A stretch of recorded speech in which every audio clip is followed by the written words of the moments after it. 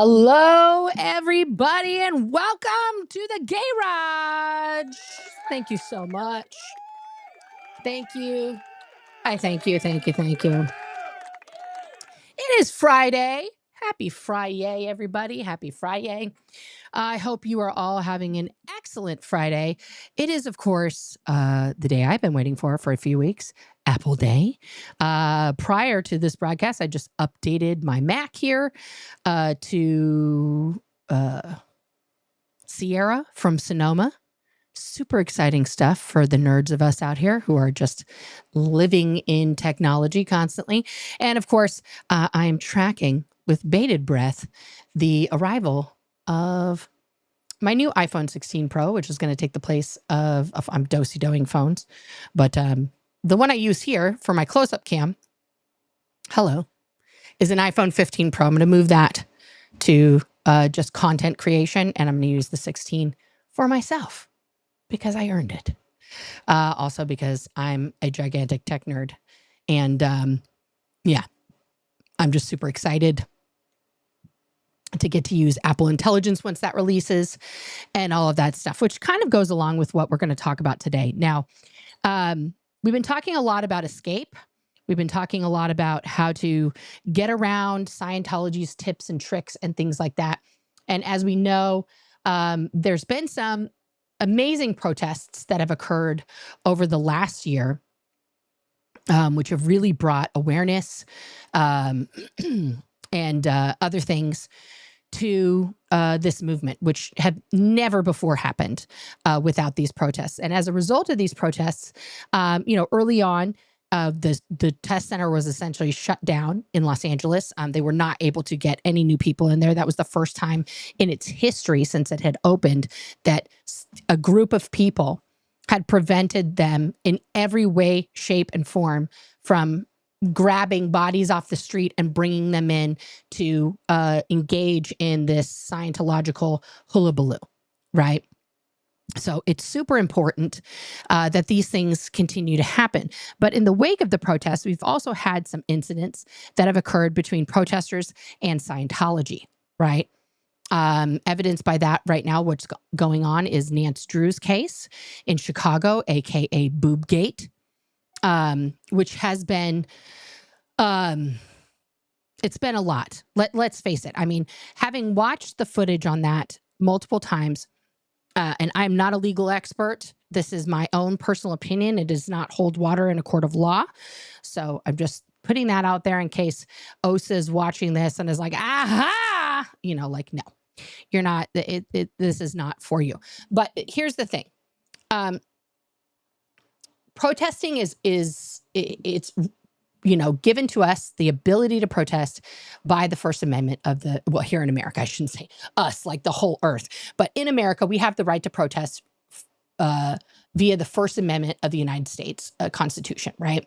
And that's why a lot of these people who are already doing what was considered 1A auditing, right? They were called First Amendment auditors, where they would go into public buildings, they would approach police who were performing a stop, and various different things. They were pushing the boundaries of that First Amendment, proving that, our First Amendment allows us to do X. This was pushed a lot during the pandemic times and actually grew in popularity during the pandemic times because with mask mandates and mandatory distancing and things like that came into being during the pandemic times, especially here in America, people got agitated during a health crisis to be told, hey, maybe stand 6 feet apart. Now, I've read several articles on that. The consensus was 6 feet is not magic. It was just the number they had used during past respiratory pandemics, and it proved to help people not to die en masse if they were further apart from each other in public spaces, right? or even in confined spaces, right? So, and we still see that. If I go into my Walgreens, there's still stickers on the floor that say, 6 feet apart. There's little footprints all over the place. They're out on sidewalks. They're everywhere. And I will say this, guys, during the fucking pandemic times, that was the golden era for me, because I could get in line at the grocery store and not have somebody right up my ass, breathing on me, chewing, bad breath, body odor, because they were 6 feet away from me, and I had a mask on. So those were, I think that was kind of like a logical thing, right? Because for some reason, it's like this unspoken rule that people should just fucking like cram everywhere like sardines, right? And I disagree with that. Thank you for the love for the ponytail today. She's looking good. She's getting big.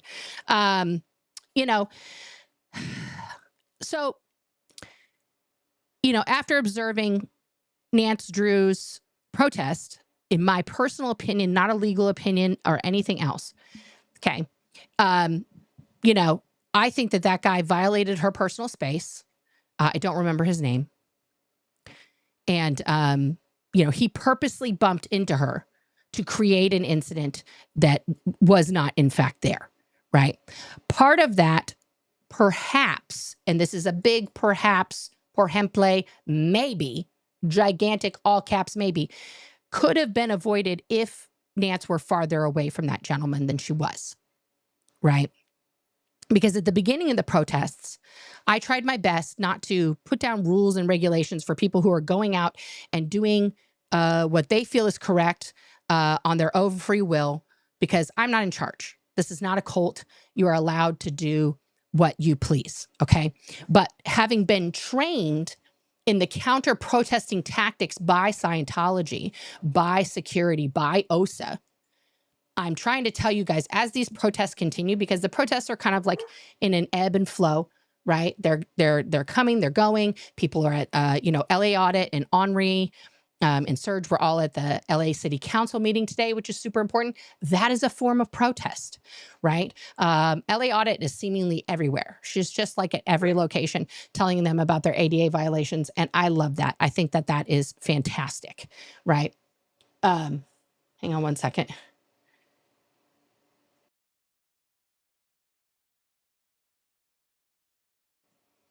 So as Scientology continues to try to fight back, they are going to use more and more and more dirty tricks that they have up their sleeve from ancient times, from the now times. They're going to try to adapt, okay, because they have to. They don't have any choice, because them, complaining about us to the police does nothing. As an example, they called the police on me when I was at Portland, a month or so back. And the cops went in there, talked to them for 20 minutes, and then came out and said, did I need anything else? I said, no, I'm good. Is everything good? And they're like, yeah, these guys. I mean, because they can't stop me from being outside, not touching their parishioners, not touching their property, and get me arrested for something. There's nothing illegal about standing on a public sidewalk and writing with chalk on it in Portland, Oregon. Okay. So we have to really consider these things, because the way in which we protest and how we use our protest time, strength, energy is going to be the difference, okay, in being effective or not against Scientology or any other cult, okay? So we can take, and I'll be honest with you, I haven't dove into this whole thing. I'm going to watch the Hulu special later, but we could take P. Diddy as an example, okay? P. Diddy is somebody who's been, in the, been accused for many years of some nefarious shit, okay? And various victims have come forward about Sean, Puff Diddy, Love, whatever, however many fucking names he has, Combs, okay? And have told various different accounts of what has occurred inside his, mansion network across the country and in foreign countries, right? Now we see that after a 4-year investigation, he was arrested. And not only arrested, denied bail, right? He is sitting in jail under suicide watch because, you know, he's such a high profile person. And I don't doubt that he's feeling like unaliving himself right now. You know, the weight of all of the crimes that he has committed over these past decades is enormous. It's enormous, you know, and that's a very fast way to make all of that stop, is just to be gone. Right. So we can look at that and look at the people who have spoken out in various different ways and compare it to what we need to do, what we have been doing, what we should be doing, et cetera, et cetera, et cetera. Okay. Again, I'm not in charge. Okay. And I don't want to make it seem like I'm chastising protesters or trying to tell them they did something wrong, because I'm absolutely not. I'm in forever debt. I'm forever grateful to Nance Drew and all the other protesters that have brought awareness in their local areas, okay, about Scientology, because this is the most awareness about Scientology worldwide that has happened since the very, you know, what I consider to be a blip on the radar of the anonymous protest, which was a huge blip. It wasn't a nothing burger. Anonymous, don't come for me. I love you. But since then, there's really been no massive attention on it until Leah's show came out, right? And that brought attention, and then it just sort of died away because it wasn't, you know, celebrity fluffy enough or whatever. And then the Danny Masterson trial happened, and that brought attention to it. And now we have the whole upset with Emily Armstrong being the lead singer for fucking Linkin Park.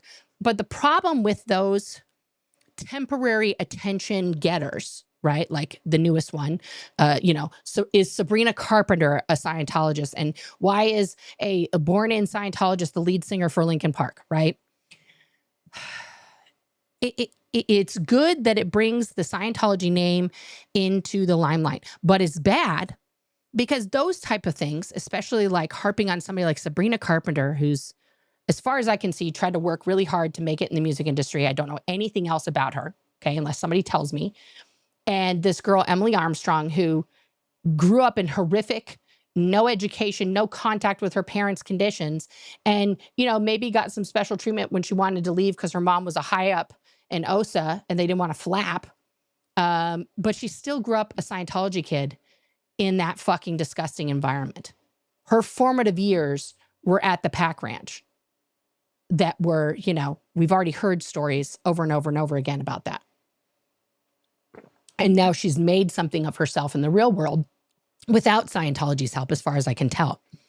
That in itself is, it's a conundrum for me, for somebody like me who's speaking out, because she's a success story of like, here's what can happen to a born-in Scientology kid. They can fucking make it and become, you know, whatever they want. But also in the same vein, in the same sentence, it's like, well, she's fucking openly gay and, you know, letting people think that Scientology is okay with gay people. You know, as a gay person, as somebody who went through that torture, I don't understand how she can do that. I don't understand how she can get all that auditing and continue to be like, yeah, everything's great for gays and Scientology, when she knows that's fucking bullshit, right? But that's, to me, and again, correct me if I'm wrong, to me, that's more of like a personal beef that I have with that individual, in the same way I have a personal beef with Catherine Bell doing the same thing. And if I had an opportunity to sit down with these women in a Starbucks or something and hash out these things and like go over references and talk to them, I think the conclusion of that conversation would be completely different, right?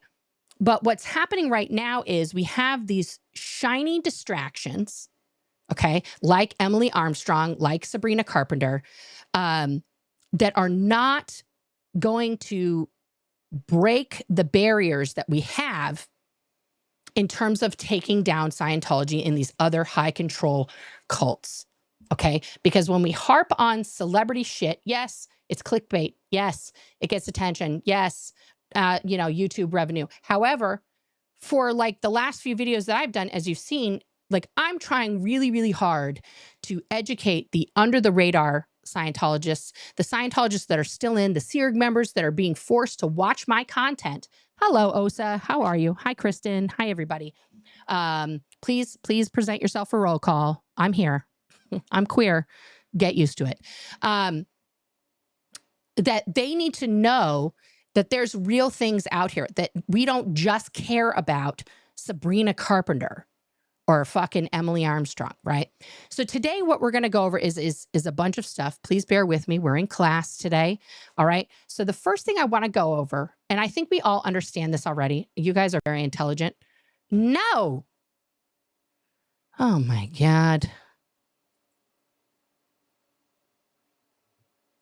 Yes. Hang on. My system is being super weird. Yes. Do all the things. Okay. Because I updated my streaming software is now freaking out and has to request all the access again. All right. So this is the definition of protest from the Merriam-Webster dictionary. Okay. Is definition 1, a solemn declaration of opinion and usually of dissent, such as a sworn declaration that a payment of a note or bill, this is having to do with finance, has been refused. Okay.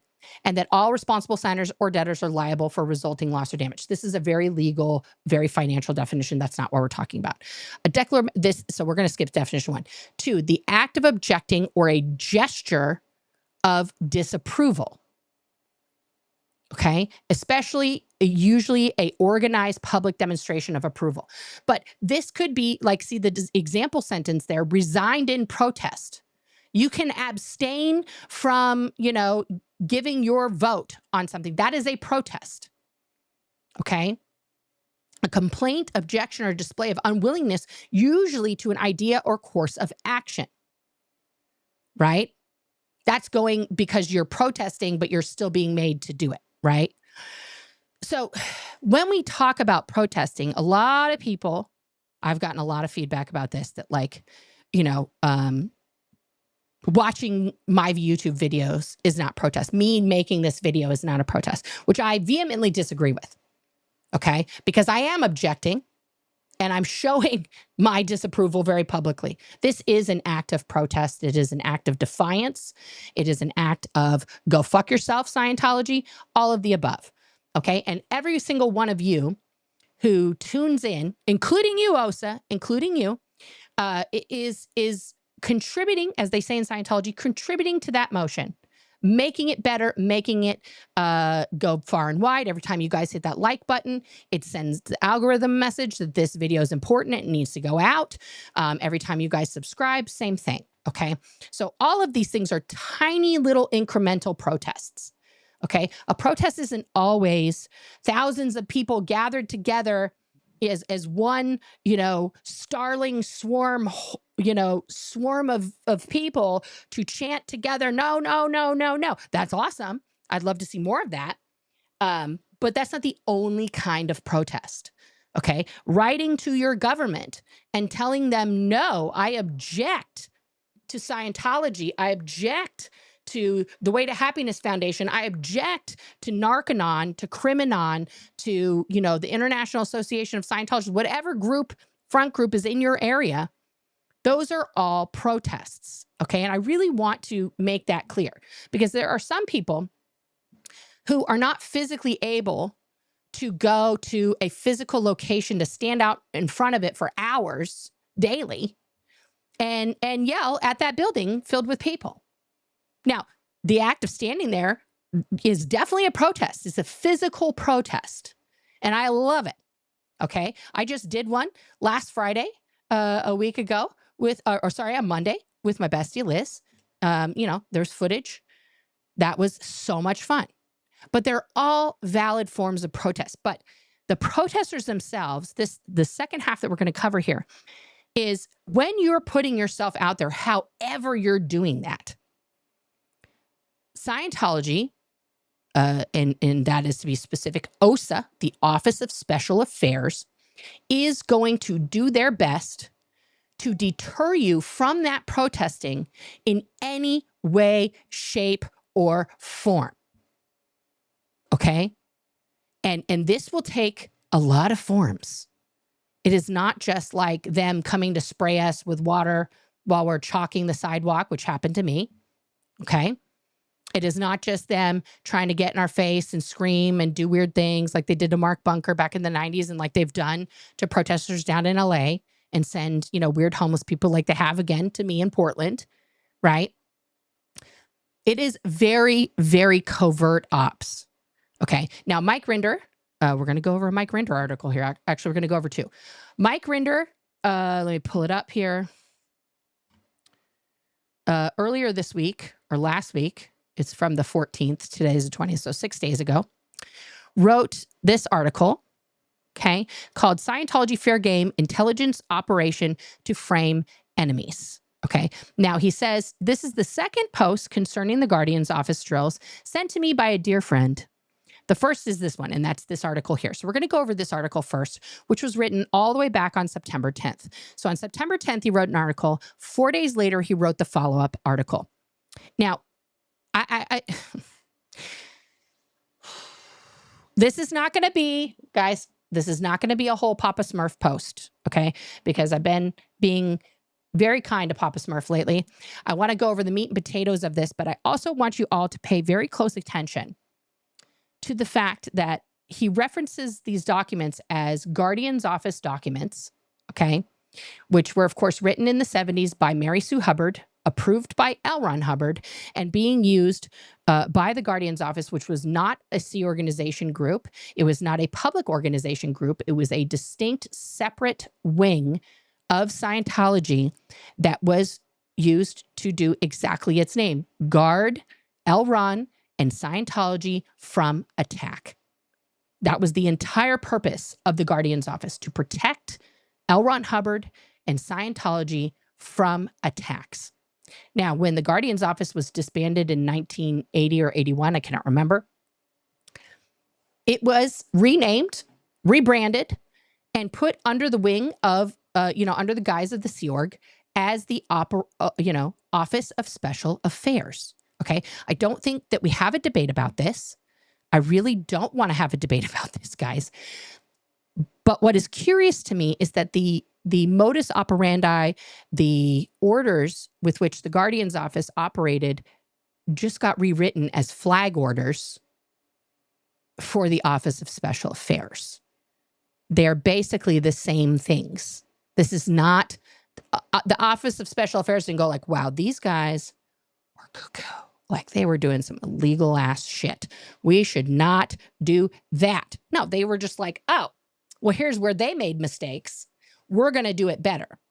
Okay. And at the end of this, we're going to talk about what has changed since the 70s, 80s, and what they may be doing now in the year 2024 to harass, to track, and to intimidate people who are protesting. Okay. So first, and this, guys, Nancy and Mama Opal, I just want to say, if the conversation gets a bit spicy, that's okay. Like, let's not immediately bounce people if we can, because I would really appreciate if you have a dissenting opinion, okay, about this, about the Guardian's office, about whatever. I am okay to hear that. This is not a dictatorship. I am not anti-contrasting opinions. I do want to have a conversation about it, but I also want to keep it civil. Okay, so if you do have something to say that's like the opposite of what I'm saying or whatever, just put it in the form of a question or comment that I can address at the end, and we'll go over it. Okay, because I do want to go over all these things. It's not, I don't want to ignore people. I don't want to make you feel left out. Okay, but let's keep it civil. Let's keep it adult here between us. Okay, so let's just try that today and see how that goes. I don't know. It's an experiment. Let's see. Okay. So yeah, Sparknote, this is part of what I'm trying to address, because the fucking keyboard warriors are everything. Okay, you guys sitting at home writing to everybody and their grandma, thank you, because I couldn't do this without you. I couldn't do it without you. Okay, so that's part of what I'm talking about. Okay. Okay, so this article reads, a dear friend sent me some drills from the Guardian's office developed for intelligence, dirty tricks branch. It was not called the... This is something, and I have to rant for a tiny second. This is something that people in OSA and people in the Guardian's office love to do. It is like the Giants Dodgers. It is such a fucking rivalry between two spy organizations that both committed crimes, federal crimes, okay? And crimes worldwide in the name of protecting L. Ron fucking Hubbard and Scientology, but yet they like to point the finger at each other as if the other person is the only one who committed crimes. Let's keep in mind that the Office of Special Affairs existed for a decade, one singular decade. Okay? OSA is still going 38 years later. So if we just do simple math, who had more time to commit crimes in the name of Elron and fucking Scientology? Is it the Guardian's office who got disbanded after a federal raid, or is it fucking OSA? This is where I get like such a beef because, you know, Mike is going to give us this inside scoop, but he also conveniently leaves himself out of the conversation. No, he was not in the Guardian's office. He became the head of the de facto organization that has now been in power for 38 years, 20 of which he ran. See, I'm getting heated already, guys. I'm getting heated already. I got to regulate my blood pressure. And I did send this stuff to my mom, who was in the Guardian's office. She's still alive. And, you know, her response was, I wasn't directly involved in any of those things, but I did know of them. God love my mom. I love her. But yeah. And this is where, you know, a lot of generational things come to a rift. Okay. Because the way we perceive things and the way we were made to do things in the second generation versus the first generation, very different stories. Very, very different stories. Okay, but let's finish reading this. I don't want to spend all day ranting because I will. All right. So the dirty tricks branch was branch 2. Okay, I wish he would just use the correct language if he's going to do a whole thing. They are clear-cut evidence that Hubbard's techniques for destroying the perceived enemies of Scientology were implemented across the world. One of the more incriminating documents penned by Hubbard was written in March of 1972 titled Counterattack Tactics, along with a companion and perhaps even more shocking directive titled Intelligence Principles. This post concerns counterattack tactics and finding love, hate, and valuable protect buttons. Another post will cover the activities to frame enemies laid out by the Intelligence Principles Directive. This is the Hubbard writing. I've highlighted the most relevant parts, according to Mike. Okay, so this is from March 1972. These are all the Guardian, you know, hats, Guardian's office worldwide, you know, assistant Guardian, deputy Guardian, Bureau of Info, okay? Counterattack tactics. Principle. When PR, public relations, and legal find themselves engaged in handling attacks, intelligence has failed. Now, I believe I've showed you OSA issues that say pretty much the same thing, but we'll continue. Those who attack Scientology, as proven by Oxford capacity analysis graphs, criminal or shady record, personal lives, etc., are provenly suppressive. So if anyone says anything bad about Scientology, it is because they are low IQ, criminal, you know, a little sus. They do weird things in their personal life, like be the gay. They are all suppressive, 100%. We know this. This is a fact of Scientology. When such people, as currently common, ascend into the heights of government or public or private organizations or the press, they are able to exert the fullest dramatization against anything which might benefit others, and usually do. So this is why you don't want people like this to raise to power, because then they will suppress the good things like Scientology. Being suppressive, a kind of word for insane, their aims are destructive. You have to realize that he wrote this before he wrote like all the PTSSP stuff, before he had like fully codified a suppressive, okay? This is not limited to their fancied enemies. They are destructive to themselves and their own government or institution. They're just fucking a wrecking ball. They're, you know, Miley Cyrus on the wrecking ball. This is well known to us, but there is a situation in it which has not been solved. When you threaten to upset things with a counterattack, this is pleasing to such people, and they go on attacking as they want their own government or institution activity attacked. So he thinks that if we are protesting, we love when they come and do bullshit, because we actually want like SPTV to fail, or we want, the protest movement to fail, because we are only bent on destruction. Okay. In other words, one plays into their hands. They want riot and civil commotion. No, actually, I don't think any of the protesters out there want riot or civil commotion. I'm not speaking for them, but that's the assumption I'm making, and I'm going to stick with it. Also, by the laws of insanity, CHCOB 2970, blah, blah, blah, psychosis, they also want themselves destroyed. So it's just like a kamikaze mission at this point also. This is also known as being selected as somebody's executioner. Okay. This is a term that means that, it's mutually assured destruction. If I go down, you go down. I'm taking you out while you murder me, kind of a thing. The more you attack, the more such people goad one. This is the true principle behind Clausewitz's laws of war, in which attack gets counterattack. Such people are suicidal. Investigation discloses, for instance, that certain persons in the U.S. government continually alienate opinion leaders, so they attack the government. Upward of 2,000 Army sergeants in defense intelligence were engaged in this in recent years. IRS picks a celebrity a year or two to attack and degrade, just as an example. This is all just made up shit. He's just pulling shit out of his ass.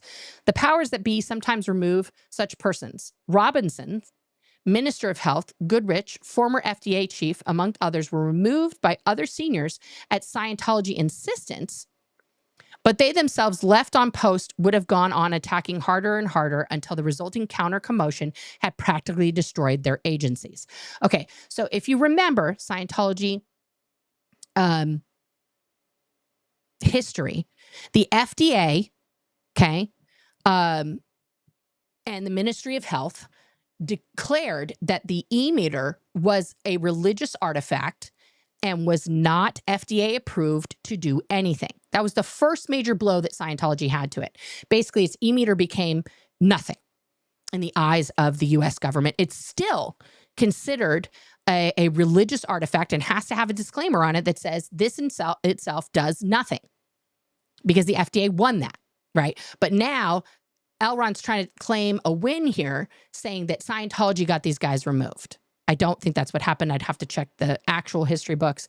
Anyway, why? An attacker who's attacking out of his own dramatization will go on attacking until his government or agency is destroyed by the counterattack, because he is generally destructive. No, people genuinely keep on a fight that they believe is noble and true, and are willing to put themselves in the line of fire and in harm's way for a cause that they believe is important, which Elron doesn't understand, because he's a fucking coward piece of shit who, bombed a log off the coast of Oregon because he thought it was a submarine, and then bombed a little island in fucking Mexico again because he thought it was an enemy fighter, because he was crazy, right?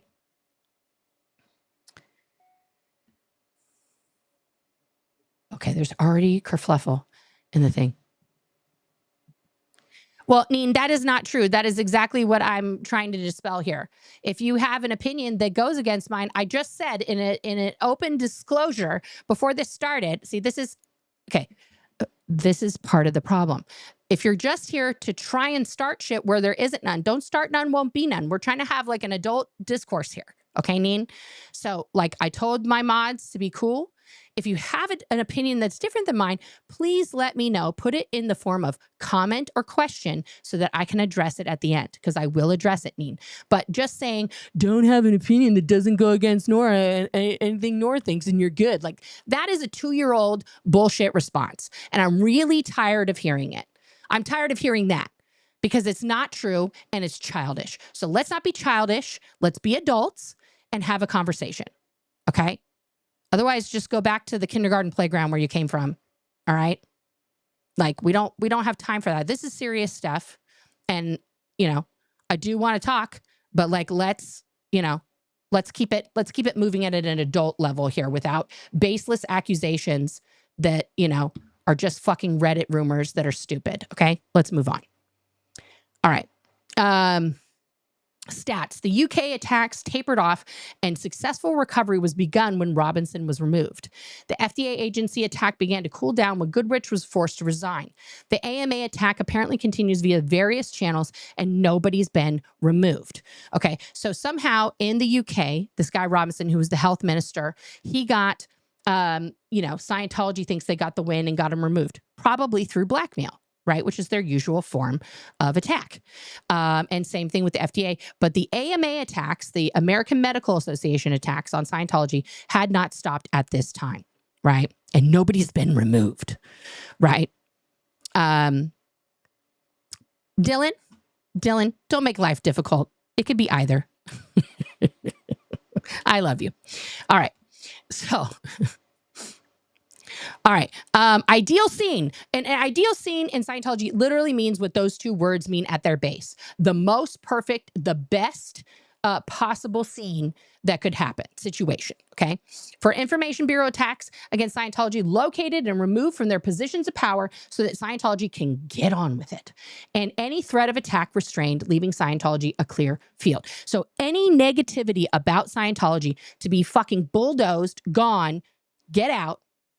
Right? So Scientology can get on with it. They can just keep conquering, keep fucking spreading their bullshit and hurting people. Bright idea. This is the handling, guys. It's a bright idea. That means it's going to be smart. These persons can always lose their jobs. Wow. These jobs, permitting them to destroy, are valuable to them. This is a point of vulnerability. If the person's job is not also valuable to him, or if he cannot be made to cost his job, something can be found which he is seeking to protect, and it can be threatened. Now, let's rewind the clock to last year when I had my very own troll, Zero Dark dipshit. What did he do to me personally? He called my job and doxed my job on the internet. He called the HR of the company that I work for, or worked, I don't work there anymore, to get me fired, and then threatened to go after my child, who that is absolutely important to me. A and B, boom, boom. Okay. Well, thank you, Sarah, for letting me know. Thank you for boosting the algorithm. I don't know what you're disagreeing with, but thank you. See, it's okay. I'm not pissed. I don't know why we're getting into like a kindergarten, fucking tit for tat off right now, guys. Okay. So, and now we've all seen his progression into complete madness, which I can only assume, again, not a lawyer, not a legal professional of any kind, but I could only assume after watching every episode of every version of Law and Order that's ever existed, that he is clearly trying to build an insanity defense. Okay. Yeah. So that's just, proving a point. I don't know what point we're proving, Sarah. Again, I don't know, but thank you again for more comments. So, there's those 2 points, and that was just done to me. Okay. He did the same thing trying to get Vanessa fired from her job, for getting her license. Every time he has a conflict, right, with someone, this particular individual plays these 2 things over and over and over. Okay. These are the 2 key things that they do in Scientology. Now, when you put yourself out there protesting, they are immediately tracking you. They are going to try and find your car, to get the license plate, to find out where you live, to find out, who you're employed by, to look you. Now in today's world, let's be honest, most of us with a Google search, okay, if you just simply Google someone's name, you're going to find out a lot about them. You're going to see their Facebook. You're going to see their Instagram. You're going to see, and most people's are public, right? You could probably find most of the people in the chat here if you knew their real names, okay? You could find them on LinkedIn, like Tony did to me. And because I have a LinkedIn as a professional person, he thought it was okay to dive into that and then find the location of the place I was working, which happened to be a Safe Light, window repair at the time, and put the map up of that particular location, the phone number, everything else, and encourage his audience to call my boss to get me fired. Okay. So the last time Liz and I went to protest, we were followed all the way back out of town. I finally ditched the guy, turning into a neighborhood before we were headed to lunch, but the guy followed us turn for turn out of Portland, and stayed behind us the whole way on the freeway. Every time I changed lanes to, go faster around traffic, this guy was right behind me. Right. And took the exit that we took and took the other exit that we took, so it was like, okay, what are you going to accomplish figuring out where I'm going to go have lunch with my friend at? That I went and had sushi. Oh my God, guys, call the popos. I ate sushi with Liz. I mean, they didn't make it to the restaurant. I would have bought them a drink or something. I mean, that's like, that's a lot of work. They're probably, probably just have a whole lot of nothing to report back about. So, may as well give them something to say. But this is the first two things. So you have to understand, if you are putting your name out there to protest against Scientology in some way, or you're putting your physical body out there, even under your assumed under YouTube and all this other stuff, they are working 24/7 to do nothing except for fully get everyone's identity that is absolutely working against Scientology, to identify them and threaten them in every way possible. Okay. So the first way to do this is to threaten their job. Okay. The second way, okay, is a counterattack to obtain the removal of the person with a product of dismissed attacker. Okay. Survey to find what the person considers valuable and use it for restraint. So when they say survey,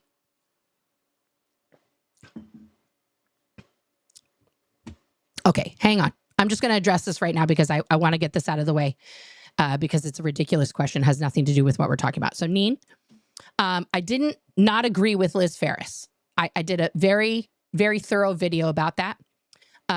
She broke my trust as a friend. It was a very public situation. She and I have since talked about that and, are on good terms. Okay. But I am allowed as a human being, when someone obliterates my trust, to no longer associate with that person. With Aaron, that was also very public. Please go watch the video. I'm an idiot. It's a very emotional video, but I was very clear in that video what had happened between me and Aaron. And as you notice, he hasn't said anything bad about me, but he also seems to have forgotten my name and that I exist. And that's okay. All right. As an adult human being of Earth, after I discover through people's actions in front of my face and behind the scenes that they are not who they represent themselves to be to me, about what they are doing to me, about me, with me, and I make the adult human decision to no longer associate with that particular person, then that is okay. That is totally okay, because that's the same decision that I came to in cutting ties with Scientology, right? Because Scientology is a singularly destructive mind control cult. I have no love for Scientology, L. Ron Hubbard, or the people who continue to blindly practice Scientology and give their money to that human trafficking cult. Okay? They are culpable in an ongoing crime. Period. Okay. But my personal relationship with Aaron, which is none right now, which I have said very publicly, we are not friends. Okay. And that's fine. Aaron and I don't have to be friends. There's no law that says that. There's no law that says because you knew somebody as a teenager and you grew up in the same thing and you guys went through the stuff and you're both talking about Scientology, that now you have to be friends. If there is such a law, please send it to me in writing. I will review it and see what I can do about that. Okay. But you are not the judge and jury on who I am friends or not friends with. What matters is my actions to help take down Scientology, which I have been very consistent on. Okay, Neen. So if you fail to see the net positive that I bring to taking down Scientology simply because I decided a couple people don't actually act as my friend in public, particularly Aaron. Liz is another subject. And like I said, we've mended our bridge here a little bit. Okay. But that's okay. Okay. So, and also, why are you so upset about it? What does me being friends with Aaron or Liz have to do with you, or even our effectiveness in fighting Scientology? Right? It's completely off topic. It has nothing to do with the topic of getting rid of Scientology, because guess what? Aaron and I can still keep working to take Scientology down without ever talking to each other again. Did you know that? It's like we're independent humans who have our own rights and our own channels to do and say with as we please. It's like a miracle that has occurred. So I really want this to be like, if you don't understand that further, Neen, okay, then please send me an email and we can talk about it at another time when I'm not trying to like literally,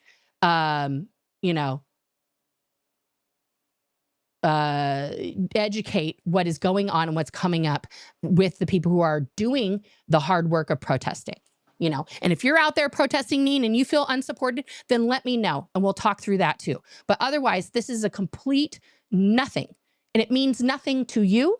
The only two people involved in this disagreement, okay, are me and Aaron and me and Liz. That's it. There's two separate sets of two. And we are adults, and we will choose to handle that going forward however we want. Okay? But I would really appreciate if you would stop perpetuating false narratives that are not accurate. I made a video about what happened with Liz. I made a video about what happened with Aaron. It's all there for posterity. So please review those. Okay? And then if you still have questions or comments, just email me. We'll talk about it. Okay? Okay, let's get back to sorry, this comment was on both things. All right, here we go. I really hope that's the end of it. I mean, it's just, I don't want to waste time on popularity contests right now because it's just literally stupid. This is not a popularity contest. This is not anything of that order. Okay, because we are engaged in trying to bring awareness about a child human trafficking, pedo protecting, multi-level marketing, real estate scam that is using religion to hide billions of dollars in offshore accounts in Corfu and Cyprus and harming children every single day, and it needs to be stopped. So if you can't get on like the boat for that journey, then just stay on the dock where you belong, okay? Because we're just not doing this anymore. We're not going to keep turning the boat around for bullshit. Okay. All right. All right. So survey define what the person considers valuable and use it for restraint. Okay. So that means to get in contact with your friends and family, with your coworkers, with your boss, with anyone, the grocer that you go to all the time, your barber, whoever they can get into to talk to surreptitiously to find out information about you, they're going to do it. They'll go through your trash. They'll do all these things. Okay. Avoid where possible the common and wasted energy of paralleling an attacker's own evil purpose of destroying his own government, agency, or institution, and instead discover the attacker and operate to cost him his job, right? Which is why this is not a political thing, okay? It's not a political thing, right? Because you can be on the left or the right and still want this high control cult to be gone. I think we can all agree on that, right? Because basically they're saying that your connection as an American is, your connection to government and these other things. They don't want to talk about that. They want to hone in on you as a special individual, okay? And what is going to be important to you, what's going to get you to crumble, okay? Wherever there's an attack in progress, and even when one is being held off by counter propaganda from PR actions or from legal, at once swiftly draw up a precise program using intelligence principles and cross-filing to isolate the attacker. Okay? Identify the instigator. When identified or even suspected as the instigator, draw up a project which includes at least 3 channels to cost him his job. 3. 3 different ways that this person can lose their job. They're not fucking around. Okay. Draw up a second project at once to survey and discover what the person is really defending and threaten it effectively. Most often, this is the person's finances, their family, their children, their in-laws, their religion, right? Whatever. Okay. Dreamscape, you're getting ads every 60 seconds. Let me see what I can do about that here. Hang on one second. That's too many ads. Let me see what I can do here. Because I want you guys, I don't want you guys to be bombarded with ads. I need money. I'm not going to lie. I need lots of money. But it's not worth you guys not getting the content to not get that. So let me just turn off the monetization right now so the ads will stop, okay? Because I want you guys to get this info untethered to, you know, my AdSense, because it's more important to me for you guys to have this info than the you know, the AdSense money I'm making, which is why, honestly, guys, memberships are important to me. All of my PayPal, Cash App, Venmo, whatever, all the things, boxes of money, correct, Mama Opal, are in there. So if there's alternate ways that you would like to help me out, you can. You don't have to. It's not a requirement, okay? So it's all right. Here we go. I'm going to turn it right back on after, Trisha. It's okay. I'm going to turn it right back on. Don't worry. Okay. It'll be back. I'm not going to not monetize it. I'm just not going to. Okay. All right. So draw up a second project. Okay. Execute the projects rapidly. On achieving success, inform PR, public relations, so that PR can call off the PR counterattack and capitalize on any information gained if it does not expose intelligence. Okay. So they want to make sure that they are gaining info all the time. Info is their cash. That is their cash money. Okay.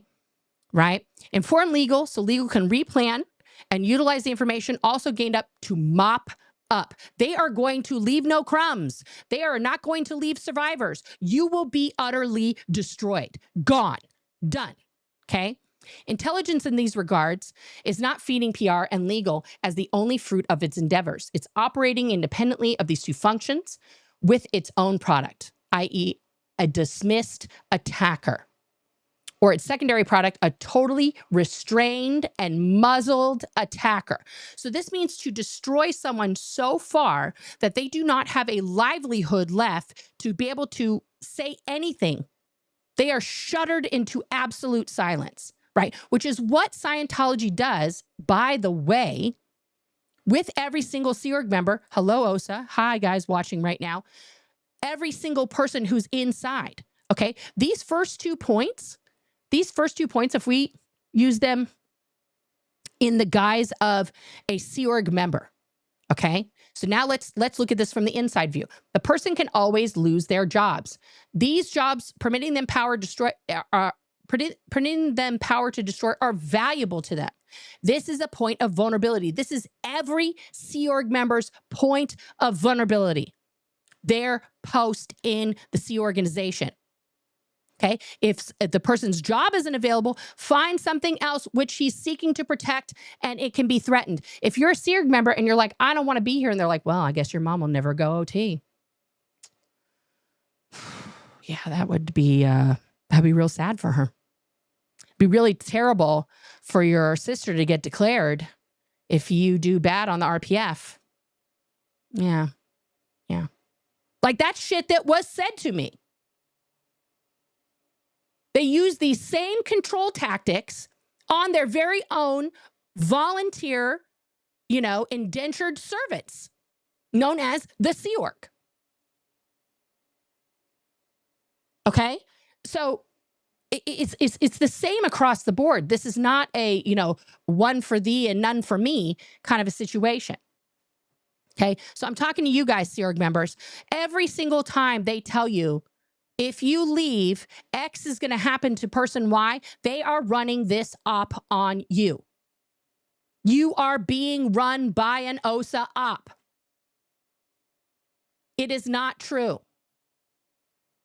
If your relative is denied further services in Scientology because you decide to leave, then what kind of a fucking church is that anyway? What does you being in the Sea Org, doing your menial task, have to do with your grandpa going OT3? There is no correlation, causation, connection at all between those two things. You need to start looking at that. Okay. So then later, so much data in this stuff, guys. So then there's the using buttons. Okay. Write out 3 ways that you could connect up the target person as an anti-love, pro-hate of his or her bosses or person with power to influence their jobs or button.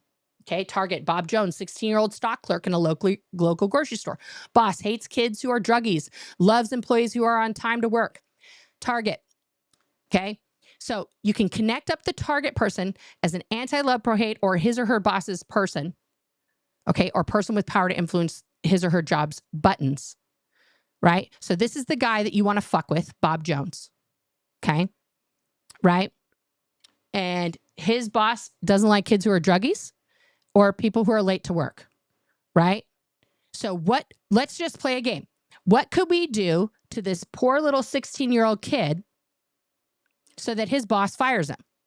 We could start a rumor that he's fucking, smoking crack in the back room as a customer, come in as a fucking Karen and complain about him, or delay him in the parking lot with a faux accident and make him late 3 or 4 times, right? Drive in front of him, make him go really slow, etc. Just so his boss fires him because he's late. That's an easy one. That's easy peasy, right? Second target, Mrs. Grover, a 45-year-old volunteer worker at the local charities association. So nice. Her boss is the director, hates people who drink alcohol, hates employees who wear any type of religious symbol. Okay. These are very, very, exact. Okay. So then what are you trying to do? In each of the following, write out 3 different ways you could threaten or attack what each target person considers valuable or is protecting. So Robert Damon's editor of local newspaper, he's 56. His status in media circles belongs to a national media clubs and association. His cow breeding farm is 10 miles out of town. Okay.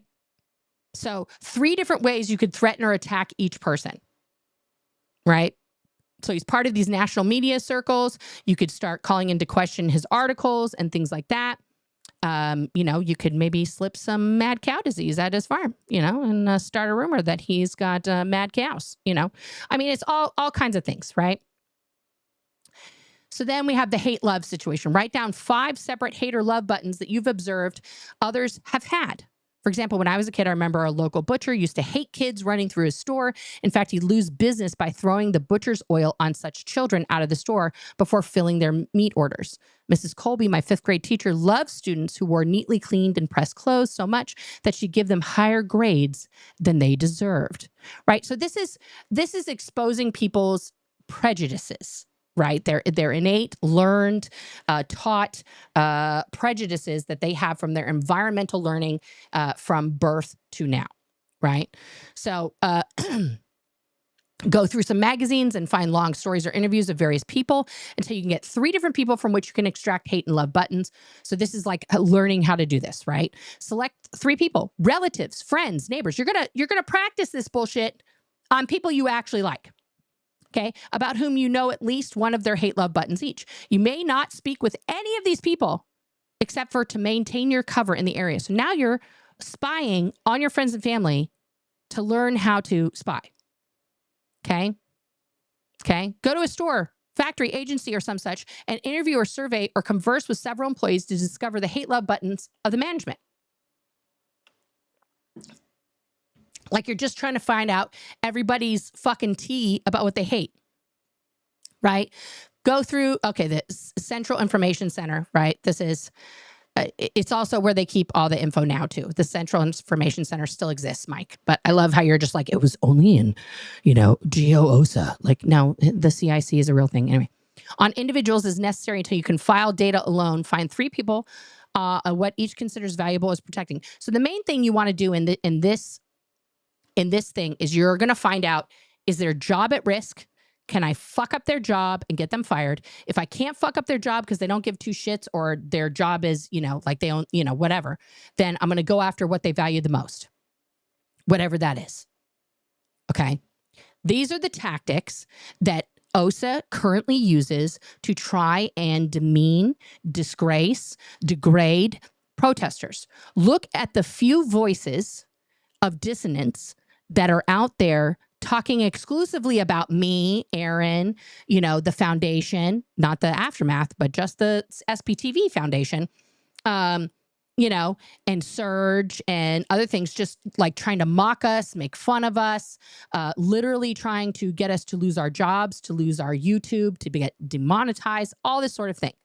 This is the tactic that they are doing right now. Every time you show up, whoever you are, okay, they are finding out more and more and more about you, right? Now, there are some people that already know like pretty much everything about, like Tori Magoo, as an example, who's been protesting now over 20 years, right? So, and how many fucks does she give about that? Zero. She knows they know probably where she lives and what she's doing and all that stuff. She doesn't care, right? Okay. But there are people who very much have these buttons, these worries about their actual life, right? I am no longer working in a corporate setting, so my worry about losing that corporate affiliation is zero, right? But there are plenty of other protesters who, are working for corporations and are protesting in their own personal free time, who are worried about that, right? Who are absolutely worried about that. Because in today's world, let's face it, you can't afford to not be working. Who can afford? I can't afford that. So I'm doing this. Right? So this is, and then if it's not your job, right? Let's just say you're independently wealthy. Congrats. Good job. Then they'll threaten your family. They'll threaten your loved ones. They'll threaten your house, your anything to you that you hold dear. And I think we would all be hard pressed to find a person out here that doesn't have something that they are, enamored with in their life that means something to them. Right? Of course, my family is right at the top of my list, which is why it was an easy target to go after my oldest son, who was about to turn 18, and say, just wait till he turns 18. Like, I took that very seriously as a mother, that fucked my shit up. I'm not going to lie.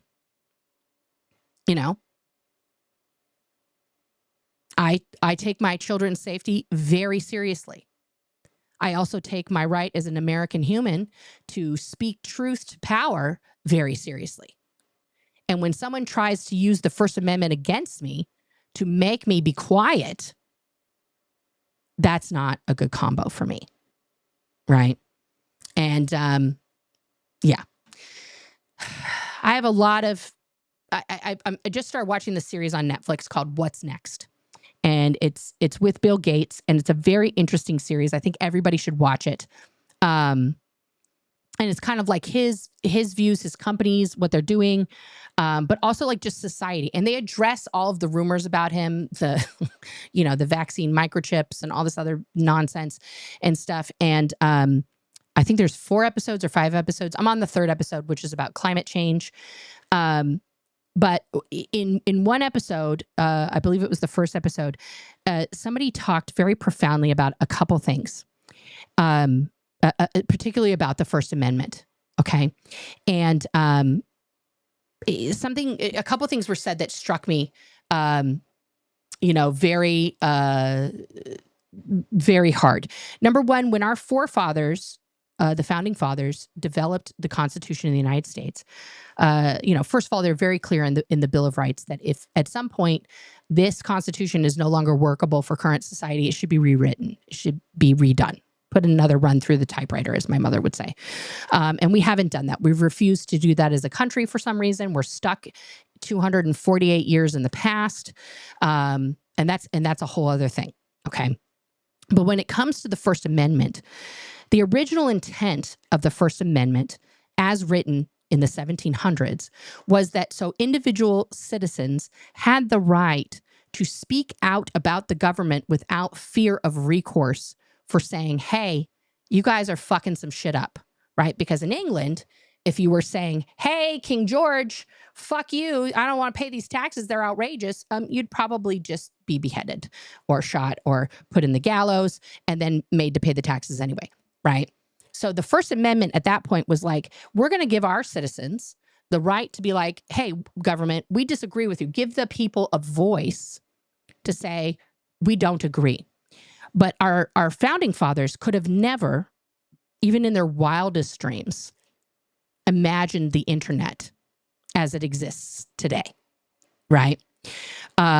Because in order to voice those opinions in the 1700s, right, you had to either stand on the street corner and declare it for every passerby, you know, do the soapbox preaching, go to the place of business that you were upset with, talk to them in person, or write a sternly worded letter that would probably arrive at its destination within 2 to 3 weeks. Okay, like communication was much slower and much more deliberate than it is now, right? Because now we see an article pop up in our feed. The title alone enrages us for whatever reason. Sometimes we don't even read that article, okay? Or see who it's written by to be like, is this a trustable source? Is this credible? Does this person do research? We don't investigate it. We become enraged. And in that rage, we react. And our reaction then says, fuck you, right? And then we tweet out, fuck this person and this bullshit. And we don't even know what we're tweeting. And then everybody's just yelling at each other, right? So they were bringing up like the example of like a schoolyard, right? So if there's schoolyard bullies and they come out and they're like, your pants are ugly, right? And then a bunch of kids laugh. If that noise gets loud enough, a teacher's going to come over and be like, hey, let's break this up. That's nonsense. Let's knock this off, right? But on the internet, there's nobody breaking it up.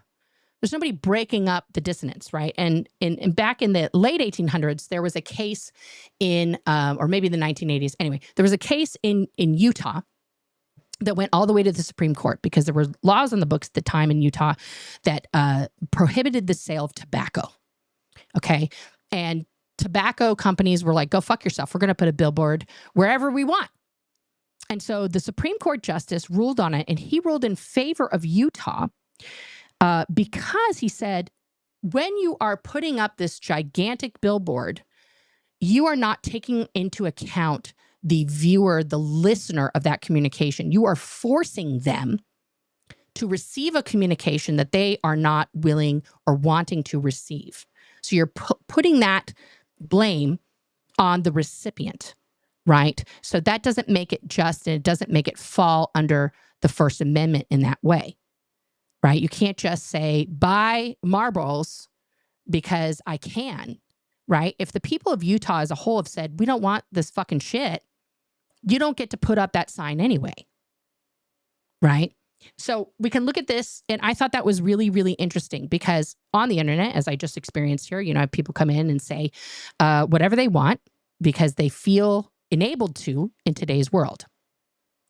And some protesting has been done in that manner, where we're just going to say gobbledygook, whatever, that is not necessarily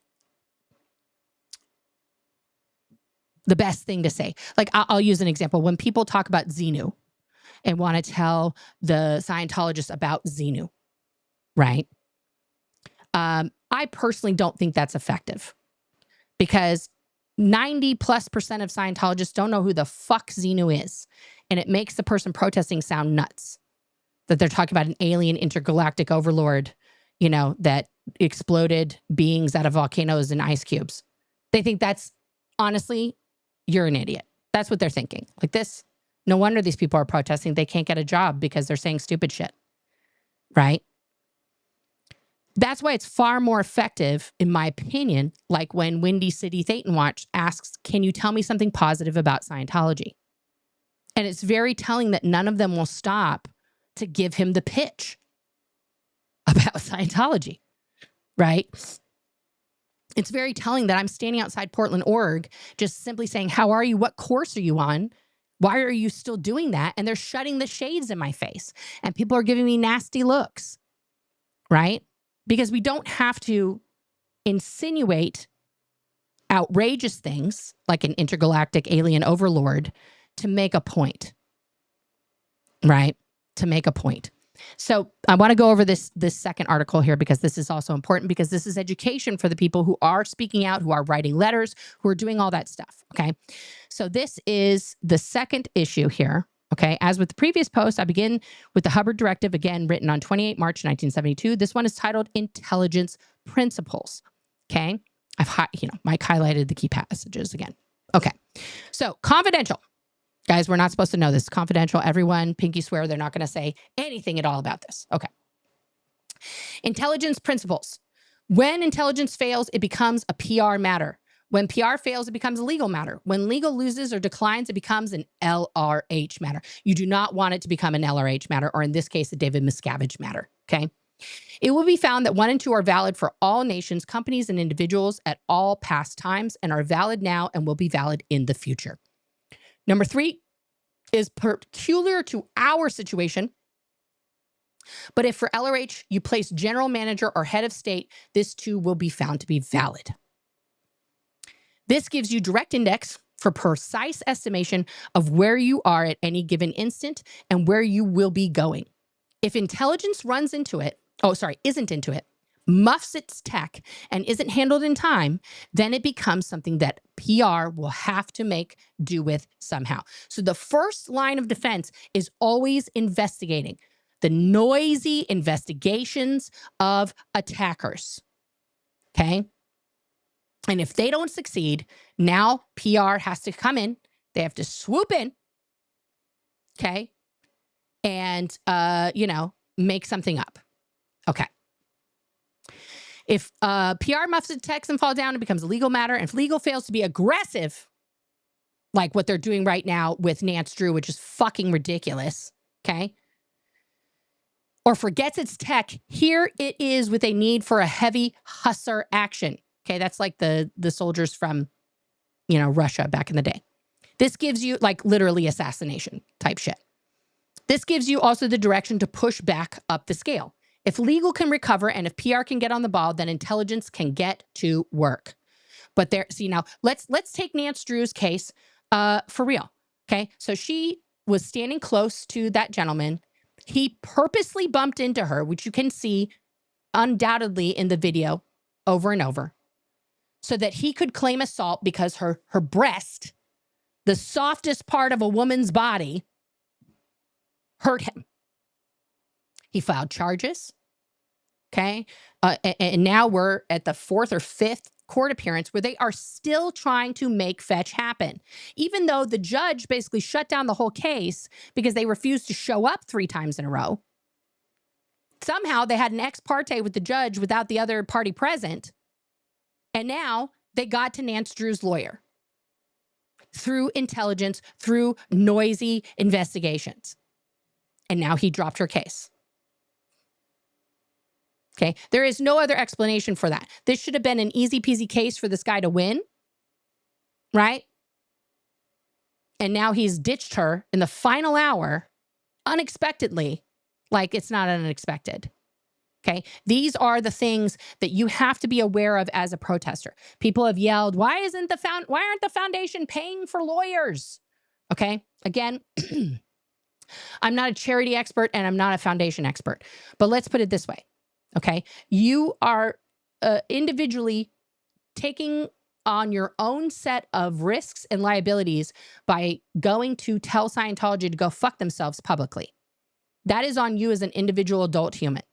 Neither organization has ever told people that is an edict of the organization, commanded anyone to do that, right? And those organizations, as far as I understand, their own purposes are there to help clearly ex-Scientologists, right? To be able to get on their feet and live a life outside of Scientology, to put it in the simplest terms.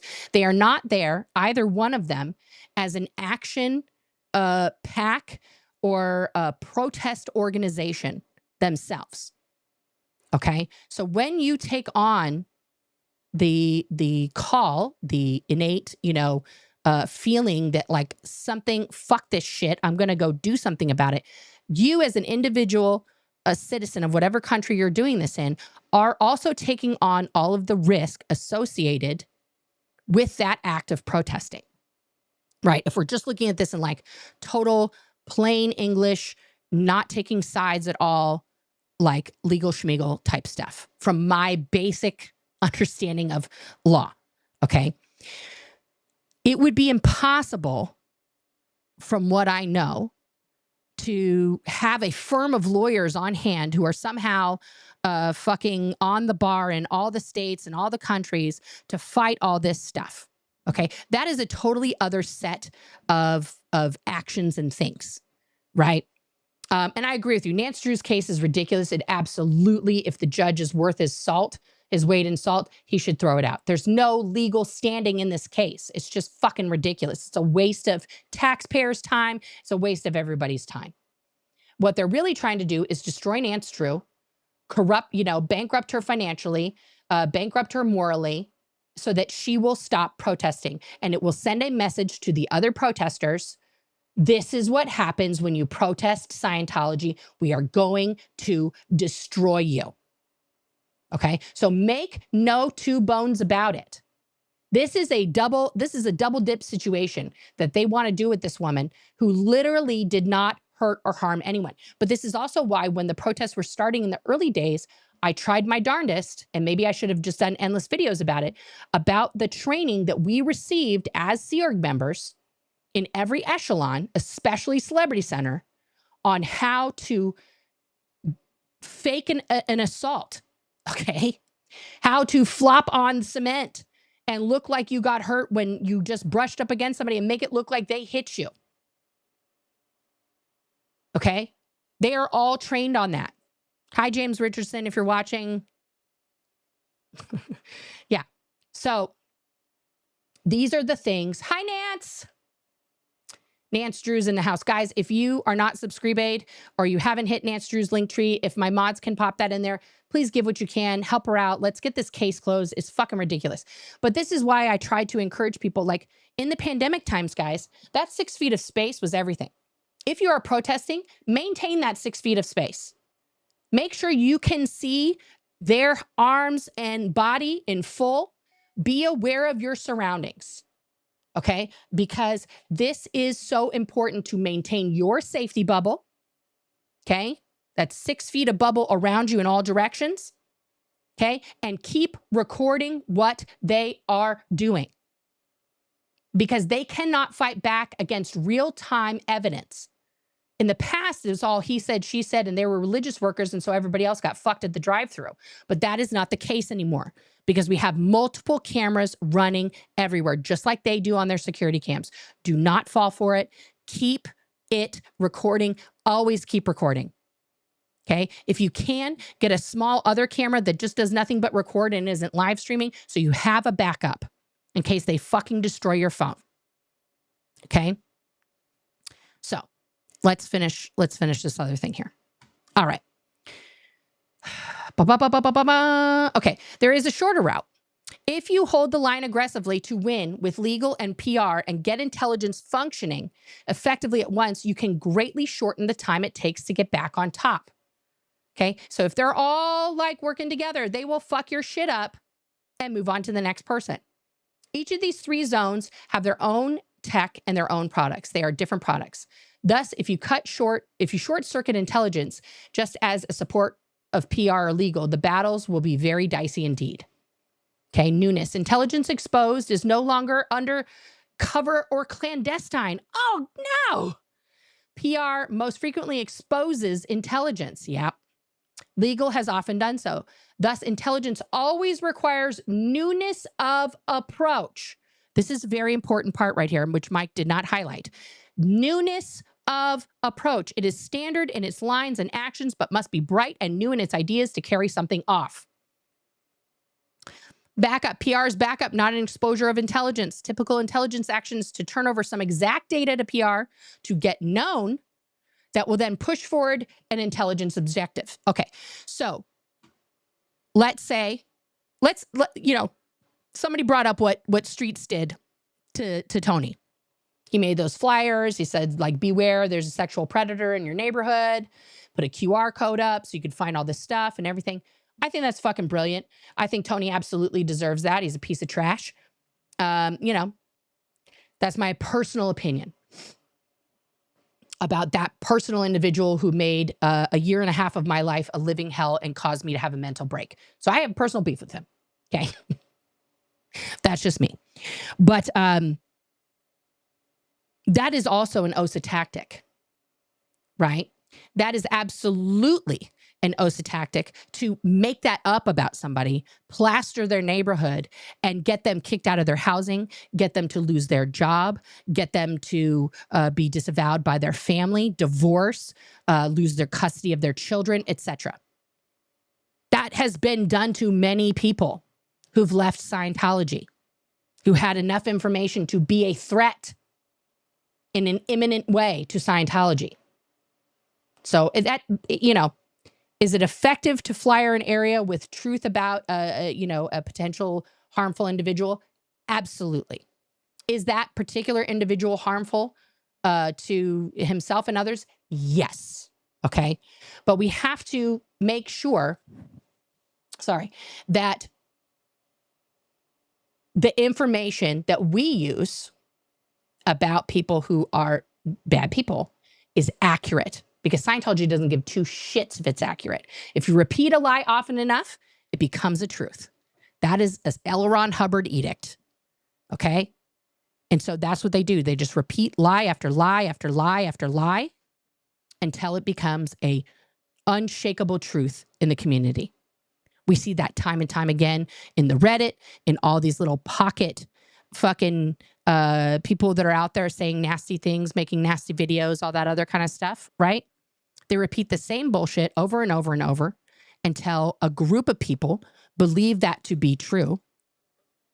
And then people like me waste our time refuting these things instead of talking about the important stuff, right? And then we get the feedback, oh, we don't like all the infighting. Stop, I'm going to turn this car around, you know, and then it just goes in a circle, right? Because this is the OSA tactic. This is the classic thing.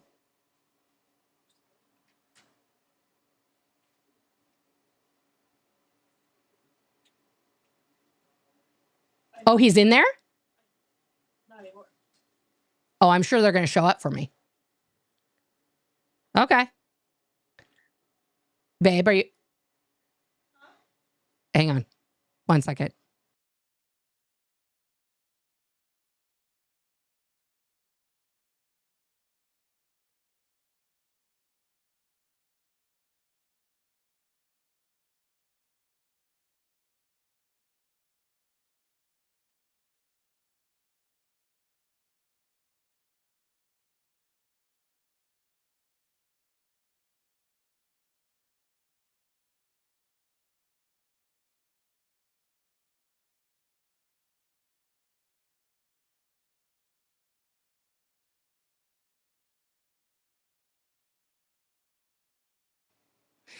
Oh, you guys. More shenanigans, but we'll get to that later. Sorry. For all the lip readers out there, you probably saw what I said, and that's fine. You'll find out later. Some of us can read lips. I know you said that. That's why I said that, Marilee. I'm sure. Okay, let's get back to this. We'll get to the shenanigans after. Okay, so PR is a backup, not an exposure of intelligence. A typical intelligence action is to turn over some exact PR data to get known that will then push forward an intelligence objective or to squash an enemy release. Okay, this to squash an enemy release. So look at how many times during the Masterson trial, right, Scientology would try and get ahead of the of all the Jane Does, of all of the rulings that were coming out with some PR bullshit, trying to fucking say nasty things about these women who are multiple times assaulted by that grotesque human being, right? And try to squash them so that nothing about Danny would come out. He would look better than they would, etc. Okay. That was an ongoing example of this. They're still doing it now. There's a civil case pending, right? That's still in action right now, even though Danny's going to be in jail for 30 fucking years. But you can't ask any parishioners about him, right? He's the chupacabra. They don't talk about him. They still believe that he's innocent, that this is a product of Sykes that got him in jail. The evil Sykes won. We got to get him. We got to get him out. Right? Okay. Whoever regards intelligence solely as information gathering has not moved with the times. Correct. The Japanese disturbed all of this with the intelligence creation of incidents and then exploited by PR. So he's trying to say that Pearl Harbor was an incident, guys. And then they made PR out of it. The Russians used this form from the Japanese continually. Yeah, I mean, look at Cambridge Analytica. The Russians have been silently fucking with America for decades without firing a single shot. The incident brought about behind the scenes is then pitilessly exploited by PR. To reverse this, PR intelligence is out of sequence. With knowledge, incidents, and technique, intelligence properly comes first in any sequence of events. Okay? Defenses. Democracy has standard defenses. The Russians have now solved democracy as in techniques used by Russians in Hungary. Democracy will die. Wow. Thanks, Elron. It has not developed defenses against this stage managed behind the scenes, then exposed, then vote technique worked out by communism. Right? We can see that it's real. I mean, it's not, he wasn't totally off on that, unfortunately. Any institution or society association has its standard defenses. It can be studied and handled exceeding the normal defenses with covert attack. Always covert. It is never an overt attack. You're not going to see a Scientologist plow his car into your car as you're trying to leave a Scientology building. Never. Except for that one time, John tried to, splash water on the protesters outside the Portland Org. He got really cranky. Study the Nats. Arrogant, snobbish, merciless, authority-oriented. It will eject anyone suddenly tainted and even slightly. The best people complex. The Princess Alexandra refused to be their patron when they were being pressed for Scientology membership. Just a slight thing. Any intelligence man worth his salt could have staged the same thing by A, discovering Alexandra was going to be invited to be a patron, by staging anything effective to threaten becoming unarrogant, unsnobbish, merciful, or non-authority oriented as communicated by her butler or maid, and cause the no, won't be a patron with no PR at all. Okay, so you have to destroy the reason why someone would associate with somebody else. Okay. Before they can even have the association. It's covert, covert, covert. Now you see where we are trending. You've never been trending. Go fuck yourself. Example, Gosh Porge is located as an antagonistic source in the Bureau of Mines. Like, who the fuck are these names? Anyway, study the Bureau of Mines. They frown upon corrupt bankrupt employees. Okay. It's carefully worked out by survey that Josh receives a check for 250 pounds from the Aluminum Company of America at his office for tip-off patents sent. So this guy's already dirty. And his wife runs up fur coat bills at Harrods, who sue a man, and a man in Soho wants his 1,800 pounds gambling debt, and a mistress calls his boss and demands the return of her diamonds Gosh borrowed. And as it keeps up, even Gosh Porge's best denials won't prevent his being sacked. So they just make shit up and start talking about all these things that aren't real. And legal areas, like lawyers, are a point of hit also. Here we go. Without consulting legal bureau, Bish Mish, again, that's the name, Bish Mish, is suing Scientology for truckloads. Survey his attorneys covertly. Okay, so you're going to find out who's in his firm, what they're up to. One finds they detest people from the city. Very prejudiced about money clauses. So city blokes start appearing on their lines for Bish Mish. Will he win the suit? Broker wants to know, can Bish Mish cover his margins? City bowler hat beats up lawyer with an umbrella because Bish Mish said he was going to be the lawyer to sue him over the blocks of stock Bish Mish swindled. Keep it up. So you just, you find out the weakness, the thing that they don't like, and then you create the scenario out of thin air. None of these people were actually upset with Bish Mish. But you just hire actors, you put ads out in papers, in Facebook, on Craigslist, for all kinds of interesting blokes to come in and cause disruption to people and protesters based on their own personal proclivities, right? It's very tailored. Knowledge by broad observation and attention to telltale small signs. Spot an area heating up for an attack. Isolate who in that area with unfailing accuracy using files and direct but covert investigation. Simultaneous with a number 3 survey for the area hate it and love it. Connect repeatedly the hate it button with the who and put him anti-love it. Okay, so you're just trying to find out who doesn't like what and pump that up, right? Okay.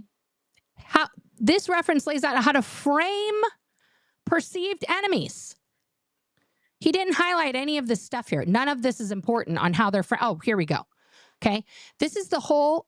Now, these are people. It's really interesting to me that throughout this document, we're going to name the golden oldies from the 70s, some of whom are still Scientologists. Okay. Who left the Sea organization, held various things. As if these people right now are still doing these dirty tricks and jobs for Scientology. They are not. They are not. Okay. So for those of you unfamiliar with Paulette Cooper, she was followed. A lover was moved in with her, right? You know, and they tried to frame her for a bomb scare by using her own typewriter, the ink and everything else. And the FBI finally, you know, to obtain Paulette Cooper's fingerprints on a blank piece of paper, type a threatening letter to Kissinger on paper and mail it. She proved in a court of law that it wasn't her who did it. Okay. Gabriel Cazares, okay. He was somebody highly critical of Scientology. Okay. Because of that, he was targeted. This is again in 1976. I wasn't even born yet. Okay. Wasn't even born yet. Okay. So they, you know, he was in DC. Now they had this guy, Joseph Alessi. This was an old GO guy posing as a reporter to interview him. During the interview, he met Sharon Thomas. This is a person who was also protesting Scientology, right? Okay. So Greg Willardson. So his daughter, okay, this is just to give you all like how Scientology is the smallest fucking town on the planet. Greg Willardson was a GO operative. He worked in the same office as my mom. His daughter was born 1 year before me, Marlon Willardson, who now has her very own PR firm, which at one point I said was the way that they were money laundering to,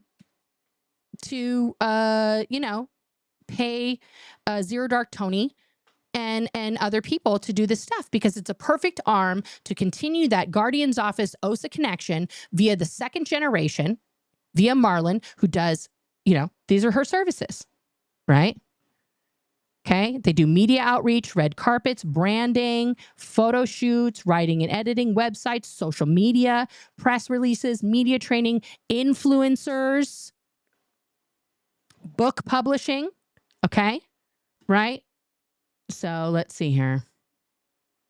Let's go to about, that's Marlon. Then this is her husband, Rick Kresge, right? But that's Marlon. She's 1 year older than me. She's 49. She's been doing PR. She used to be John Travolta's personal assistant. Okay. And then she graduated from that to form her, after she learned all these things being in the industry, connected to John Travolta directly, she formed her own PR firm. Now, Marlon, as a PR person, I don't know why this is the picture of you with your hair disheveled and windblown and the sun in your eyes. I would have picked a total, like your husband's a professional photographer. This is a flunk from Rick. Marlon is adorable. I don't have anything to say about her looks, but the hair, honey, you got to fix that. You can't, what's going on? That's not professional looking. This is like, I took a selfie while I was outside Starbucks because I was having a fun day. It was pumpkin spice, just got launched again. Okay. But she handles a lot of clients, right? She handles a lot of people. She also handles a lot of Scientology clients, right? Because she's a Scientologist, right? Okay. So using their resources and the continued resources of the further generations in Scientology is something else we also have to investigate and talk about and put out there. Okay. So this guy, you know, In March 1976, and now this is another one, Bill Wiegand. Bill Wiegand was also a relative of the girl that I worked with at Celebrity Center, who was a senior executive. Right? Like all of these guys were the old timers that were there when my mom was there, when they were all in their 20s doing bullshit for this organization for L. Ron Hubbard. These weren't some old, calloused, like professional spies. These were 20-year-old dipshits, some of who had just come back from Vietnam, who had PTSD up the yin-yang, who were now thinking they were fucking Captain America fighting to save the greatest spiritual leader of all time. They were perfectly programmable hitmen for this cult. Okay, this is another one. Snyder. That's Duke Snyder. He started an entire insurance empire in fucking Southern California that employed a bunch of other old Guardian's Office people and old OSA people. All of these guys, once they're not doing stuff for Scientology, are still doing stuff for Scientology. Duke Snyder's company has been used because they have a team of PIs in there to track down and help track down blown Sea Org members. They never stop doing this stuff, even though they've opened legitimate businesses to sell people insurance. Okay? This is how Scientology keeps its hands everywhere. They have access to so many networks of information that are legitimate and illegitimate that use them, for the good only of Scientology and L. Ron Hubbard. Okay. So this is the drill, spreading rumors. Okay. So you have spreading rumors, third partying, and creating effects, right? These are all the things that they do to cause trouble. Okay. Flunk for anyone spotting you as the source of the falsity or troublemaking. So you have to say these things with such authority that no one suspects that you're starting shit. Okay? Spread a rumor to another, write up the results. Spread a rumor to another and get him or her to spread it. Get a rumor spread around a small group to a point where at least 4 others repeat it to others. Get a rumor spread around a large group, more than 30 people, to a point where at least 5 others, right? Third party, this is basically the same. This is when you tell somebody that somebody's a piece of shit. Okay? Same drill, different thing. Creating effects. Select a guise, a false identity, a avatar, and do something to get another to go into sympathy with you and help you. Sound familiar on the internet, guys? Do that again and do something intentionally to get another to intentionally avoid you or get angry with you. Do that again, but this time you're a salesperson, and go into a store under the guise that you work there and get a customer to ask you a question. So just blend in. Look like you work at Best Buy. Happens to me all the time when I'm at Target. People ask me, and I'm not even wearing khaki and red. Don't ask me. I don't know. I just look like somebody who apparently works retail. Get into the guise of a nurse or doctor in a hospital or medical facility to the point where you give an order or direction to someone inside the facility and they comply. Just maybe murder someone inside a hospital by giving incorrect orders, but that's okay. You need to learn to be a good spy. Pretend to be a wealthy individual in a Cadillac, Mercedes, Jaguar, or Rolls Royce dealership. Okay, so get somebody to believe you have cash money and get a salesman to give you his services for over half an hour and test drive at least 3 different autos. They'll fucking let you test drive whatever you want. Anyway, that's just a stupid one. Mock up, this bullshit and get at least 3 different people to believe it and handle you for at least 5 minutes all at the same time. Cause a flap. Just be a crazy person. Get at least 20 people at the same time to stop what they're doing and pay attention to you for at least 5 minutes. How many times have we seen during the protests some really weird homeless person, some really weird non-Scientologists apparently, come over and just start some shit to distract the protesters? To be interesting. Guy in the pink cap, as an example. Pink hat guy. Boom. Right there. Standing on top of cars, spitting at people, screaming at them. Okay? So now, creating incidents which reflect on others. So this is doing a crime, but getting somebody else to be the patsy, right? Locate some type of mental health clinic or psychiatric hospital and find some area where a bunch of employees work together in one space, like a business or a records office or some psych consultants that work in one area. Pick out a target employee and run an op on them. Now, run direct observation in the area regarding the target and anything you may know about such areas from experience, right? So this is just learning. It's just learning. Now, connect that carelessness that you found out about that target employee with the target person, either while the target person is present or absent, in such a way that it impinges with one or more of the target person's fellow employees. So now you're going to get this person's employee, coworkers to not trust them, not believe in them, right? Okay. This time you're going to do it with his bosses and not just his coworkers, right? And then this time you're going to do it just on the boss. Okay. Let's see here. This is a way more. Okay. Take each of the following situations and data and plan 3-channel operation. Oh, Jesus. So this is just all bullshit. And it's mostly like how they're going to take down psychiatry. But I want you guys to really ponder here for a moment these things. Now, in 2024, okay, the way we contact each other, the way we interact with each other, let's face it, is mostly here, right? It's mostly on our phones, on their screens, via social media.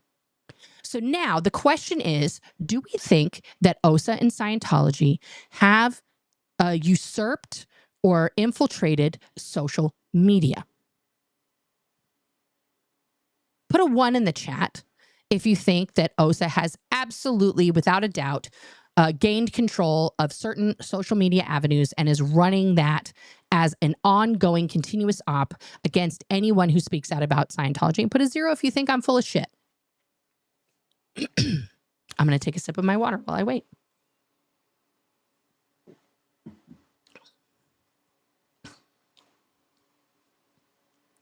Anyone? Bueller? Okay, there's a whole bunch of ones. Yes, this is my personal opinion that this absolutely has happened. Okay, I would say earlier, the Neen person who was here, everybody could be like, OSA. I don't know if they're OSA. It seems OSA-ish to try and stir that kind of shit up, right? And it doesn't mean I'm above reproach. It doesn't mean I cannot be criticized or told, hey, you got that factoid wrong, right? So that's okay, right? I've been told I was wrong a lot of times. Please, anybody who's ever written to me and said, hey, I have this issue to take up with you, please let me know if I haven't responded to you or had a good conversation with you about that, because I definitely want to. Okay. Only sometimes, Bo Beats. Okay. Well, you're way more optimistic than I am, Bo, and I love that. I live for the optimism. It keeps me going.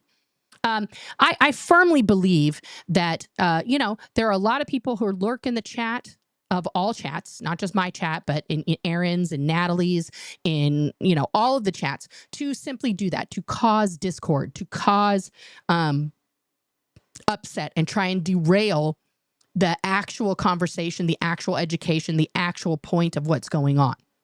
Right? Because if we are not talking and you guys are not talking in chat about what's going on, about the information that we're giving you about Scientology and how we combat that, right?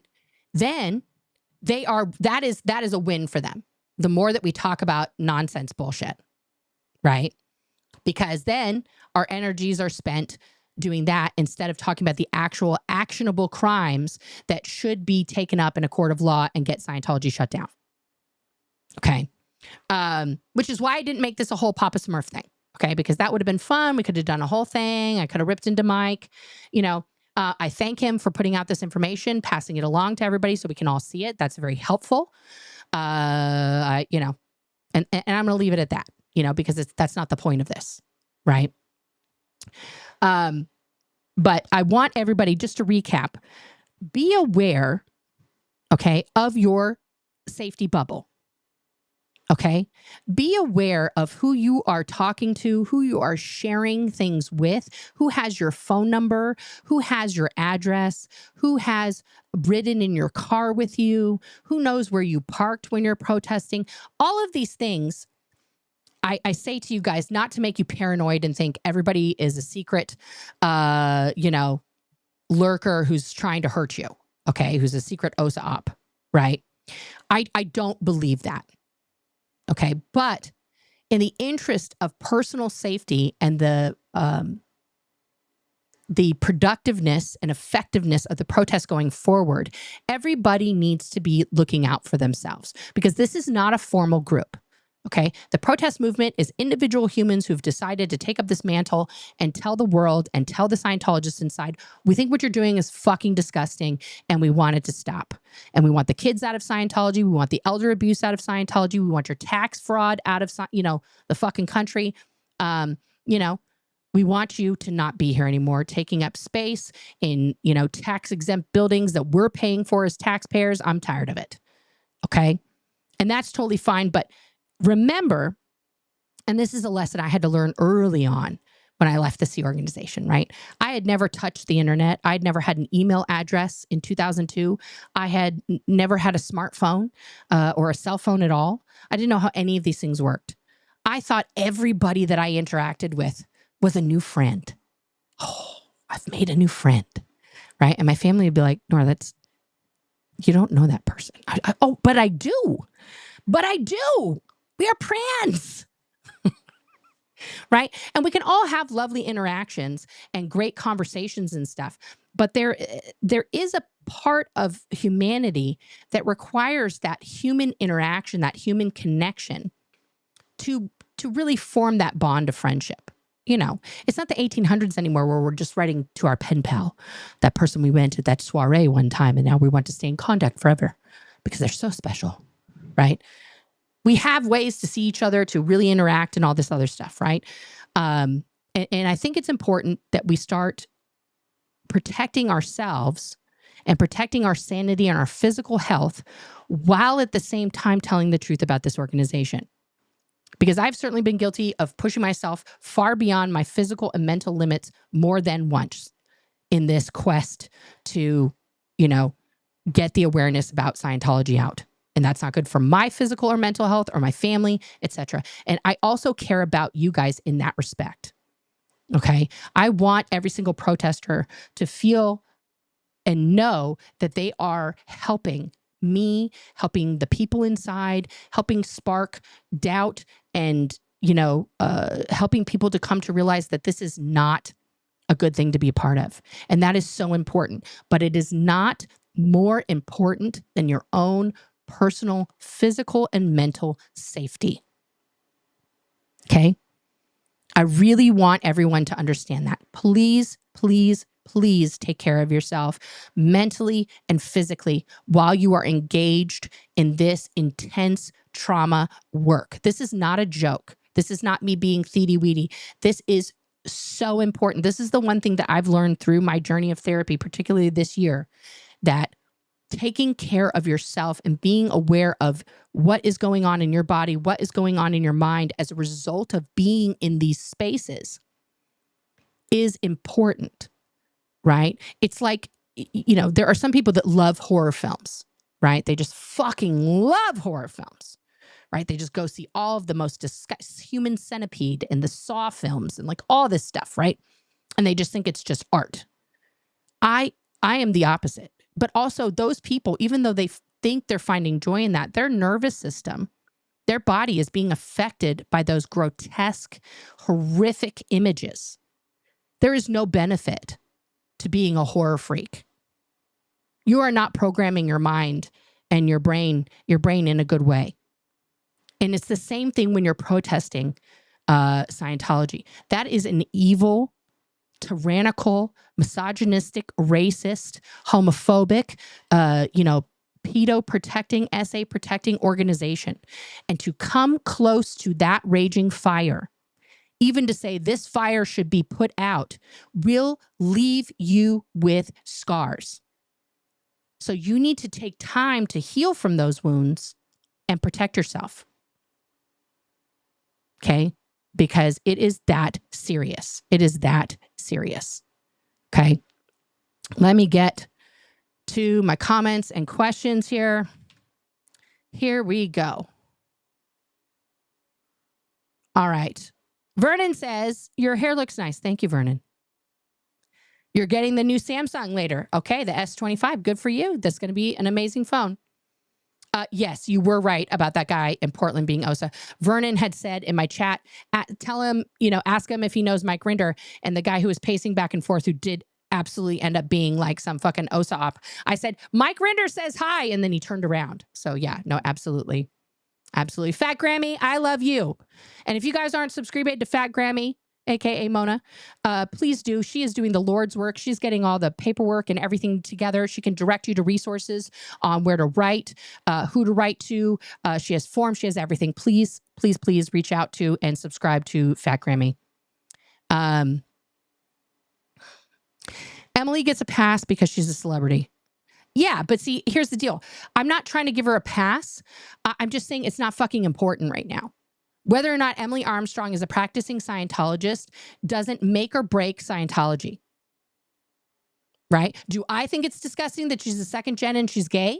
That's a personal conversation, right? That I would love to have the opportunity to have with her. But it doesn't make or break whether or not Scientology keeps going, whether or not Emily Armstrong remains a Scientologist, right? It's not going to like, oh no, Emily left, we're all done. Yeah. Georgia Burke, I love you, Nora. Much love from the UK. Well, I love you back, Georgia. Thank you. Thank you. And hello to the UK. And we love you for it. Thank you. Thank you, Marilee. Thank you. Marcy Pokes, great protest with Liz Nor. Thank you. Thank you. I wonder if someone sent him or if it's just more documents that he's had all along. Yeah, I can't comment. He said it was from a friend. There are a lot of Guardian's Office people out there. My mom doesn't have any of the documents. She didn't abscond with them when she left. She simply left with me in my baby bassinet. Yeah. Jill Randolph, I have an opinion. I think you and Liz should do the tequila dance next time you... Oh my God. Guys, true story time. When I was in 7th grade, I dressed as Pee Wee Herman. And I did the tequila. Yep. True story. Once I'd like to hear any former Guardian or OSA take a minuscule amount of accountability. Oops, my bad. Mike McClary is the only one I can think of. Yeah, I mean, my mom's not a public person. She's definitely, she apologized personally in person to Paulette Cooper when her book tour came out and we saw her and Tony Ortega. And my mom had a very good conversation with her because there was part of that op on Paulette where my mom was supposed to follow her and she thought she was following Paulette Cooper for a majority of the day. It turned out she was probably following somebody else. But yeah, so my mom apologized for her part in that one particular op. There are people who have done that. And I think a lot of these things absolutely need to be private conversations between the parties involved to get that healing started. And once that healing is started, to then address it publicly, if possible, about what was done, what was not done, how it was done, why it was done, who ordered it to be done, etc. Because I think that information is invaluable and should be there. But the first step, I believe, if the person who needs to be apologized to is still alive and willing to hear the apology, that attempt should be made prior to, publicly saying X, Y, and Z. Greg, fuck Scientology. I had given up hope something would be done. I don't know what that is in reference to, Greg, but please reach out to me. We'll talk more. Cue the Braveheart music. Freedom! Yes. They loved that movie in the Sea Org. Fucking the security chief who's now in the course room, Jason, I can't remember his last name, but he literally painted his face half blue, was running around the org screaming freedom after that. Yeah. They thought that the Sea Org embodied all those movies. Right? LRH was cuckoo for Cocoa Puffs. Yes. Yes, Marcy. Absolutely. Oh, I answered you already. That's horrible, Nora, that they did that at your job, etc. Yes. Yeah. Yeah. They came after my job. No questions. Why did your job not give you the benefit of the doubt? So here's the situation. At that time, I told my boss what was happening and they definitely wanted to keep me on, but I was so worried for my personal safety at that point, probably incorrectly so, guys. I mean, I'll be honest, because, you know, Tony is a lot of bark and no bite. But again, this was my own personal mental health issue. And this is what Scientology was hoping for, because they know that I have a extensive history of suicidal ideation, of unaliving attempts. And they were hoping to drive me down mentally enough where I would succeed in one of those attempts. That was absolutely what they were hoping for. Or that I would become so mentally incoherent that I would be unreliable, unbelievable, totally discredited on the internet, and none of you would be here to watch or listen to what I'm saying. And they're still hoping for that. That's why they still have all of the little, fucking potato head, like the, hey, that's for you. That's for you, Caroline. That fucking guy, and Thomas Mew Anderson, and fucking Alonzo, and fucking Tony, and all this shit. That's why it's all still there. Those people aren't doing it because they believe I'm a bad person. I don't think that. They're doing it because it's an op, and they want me to crumble and die. That's why the whole Reddit thread is just like, fucking insane. And by the way, I still haven't been on Reddit in 3+ weeks. So, these are, just like literally, they're just there for that. Right. And also to cause upset amongst us exes. Now, unfortunately, we all have our own individual personalities and problems. Right. So the chances of, like what I addressed earlier, me and Aaron not being friends anymore after 30 years was probably pretty high anyway, to begin with, to be honest. And that has nothing to do with anything public facing. I just want to say that. It has nothing to do with talking out about Scientology. And I ended my friendship with him for very personal reasons. And that, again, is okay. We don't have to be friends. Right. But I'm also not now hellbent on destroying him or the SPTV Foundation as my own personal op, right? Because I want ex-Scientologists to get help. They need that, right? I want the Aftermath Foundation to do that. There's a difference between wanting individual people who committed crimes, while we're in Scientology, be held accountable for those things and bring light to those things so that Scientology itself can stop, and being against the organization that they are a part of that has a totally different purpose. Okay. Two totally separate things. Sometimes in today's world, it's very hard to separate that. And so if you say, oh, you don't like Mike Grinder, that means you don't like the Aftermath Foundation. It's like, no, I just don't think he should be in a position of power to be helping victims of crimes that he perpetuated and taught people how to do. That's my personal opinion.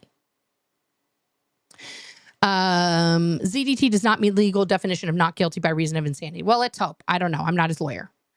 He seems to be using the OSA playbook 100%. 100%. I think you should start circling a roundabout if you're followed. See how long you can keep it going. Yeah, we have quite a few of those here in Oregon. I could do that. I hid them both, Nora. We have a ton of nice comments, so those two are hidden for 24 hours. I know, Nancy. I know. There are, and guys, I appreciate it. I'm not trying to just only talk about the poopy ones, okay? Yes, so many nice comments. They don't do anything for this country since they bring in no revenue. And if they get people fired from their jobs, then there's no money going into our economy. Yeah, I mean, it's literally, yes, they're trying to, it just wrecks the whole thing. It's just stupid. They're destructive. Mod's doing a good job, only blocked off subject troll. Yep. Yeah, let's just stay on subject, guys. Email me if you want to yell at me about something else, please. Threats against family not going out to you are empty because Scientology needs the money. But yes, but when you're a Scientologist, though, Carrie, that is like, let's just do the Christian religion, right? If somebody said, well, if you don't come to church anymore, your Nana in heaven is going to get sent to hell. Like, that's the equivalent of that. It's insane. There's no priest alive that'd be like, well, no, Nana just died and we told you she's in heaven. Just joking. Now she's going to hell because you're a poop. Like, that's not how that works, right? It's still so crazy to see the lengths they go to destroy critics. LRH was a psychopath. Yes, absolutely. Absolutely, Trisha. These tactics are sickening at OSA. Yes, yes, they are. I can't imagine someone threatening my boys. And sorry that happened to you. Yeah. Like, can you imagine, Marcy, as moms, we are, you know, we would jump in front of a train for our children. Don't fucking try and come for my kids. Like, that's, yeah. Is that would you consider that a weak point?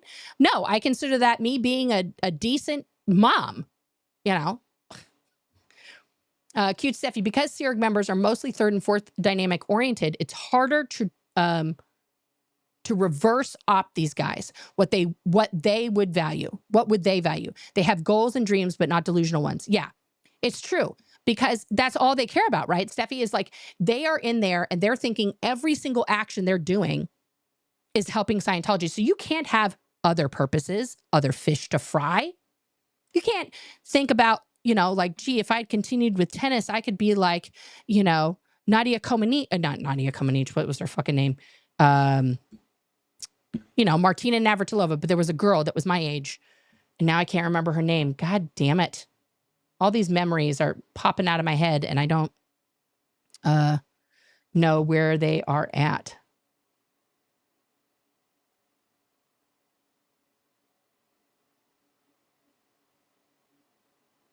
Oh, fun. Okay. But anyway. Oh, Capriani. Jennifer Capriani. I wanted to be Jennifer Capriani when I was a kid, but I gave up tennis. I went into the Sea Org. Yeah. Big dreams I had, guys. Big dreams. All right. Oh, I pulled this one up already. Sorry, Steffi. We're stuck in the past because we've been captured by corporate rule and they love the status quo. Sad state of affairs. Correct. Correct. Freedom of speech is not meant to protect niceties. It is harsh, but if you muck about with it, you may just find yourself without said freedom at all. Yep. Sent by a dear friend. Sure, Mike. As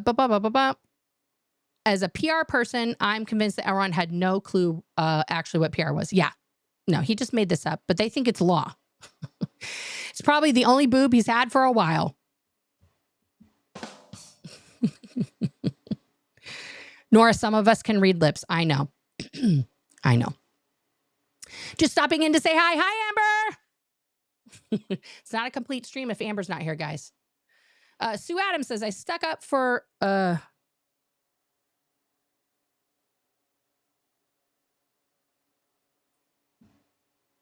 stuck up for saying what they said. I knew you would have the best answer. Thank you. Okay, Sue. I think I read that correctly. Love how you address your chat, but think you should ignore the off-topic trolls. We see what they're doing. I know. You guys are super smart, guys. I truly believe I have the smartest chat in the whole world. That lie, a quest from the Sims game. Yeah, it does look like a quest from the Sims game. Absolutely.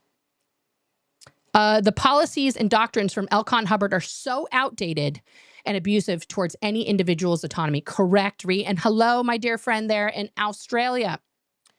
Marilee, I don't think they've fully figured it out, but they're trying. Yeah, it's true. I get confused in chat. Is it OSA or is it drama trolls and or minion trolls? Yeah.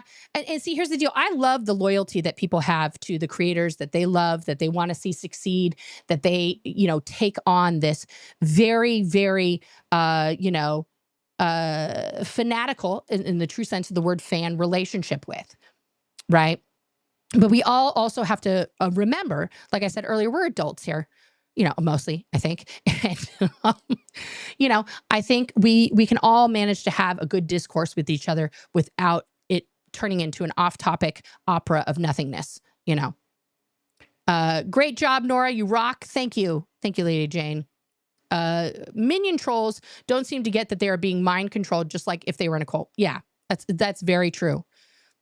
They do display the characteristics of somebody in a cult. Absolutely. I didn't get a mobile phone 15 years ago. Yeah. Yeah. That was yeah. I've been wanting to go to Big Blue, but in the past, some of the cars of the protesters have gotten their tires slashed. Yeah. Which is why I park right in front of Portland, Org, because I want to keep an eye on my car. And if they're going to take my license plate, I don't give two fucks. You know, go ahead and take it. Whatever. I love horror movies, but I don't think all of it is art, especially Human Centipede. LOL. That isn't even campy or trashy fun. It's plain old bad. Thank you. God, please don't Google Human Centipede if you don't know what that is. Please don't. We all come from different pasts, different ages, different beliefs. I just don't care. I love listening to art. Well, thank you, Sue. Thank you for that. I was born in Vancouver. My hubby of 15 years was born in Syria. We both listened to Linkin Park at the same time from across the world. That's one of two. Where's the other one? Where'd you go? Okay. I'll have to find the second part that you said there, Anna, because it didn't show up in comments. Helen Merritt.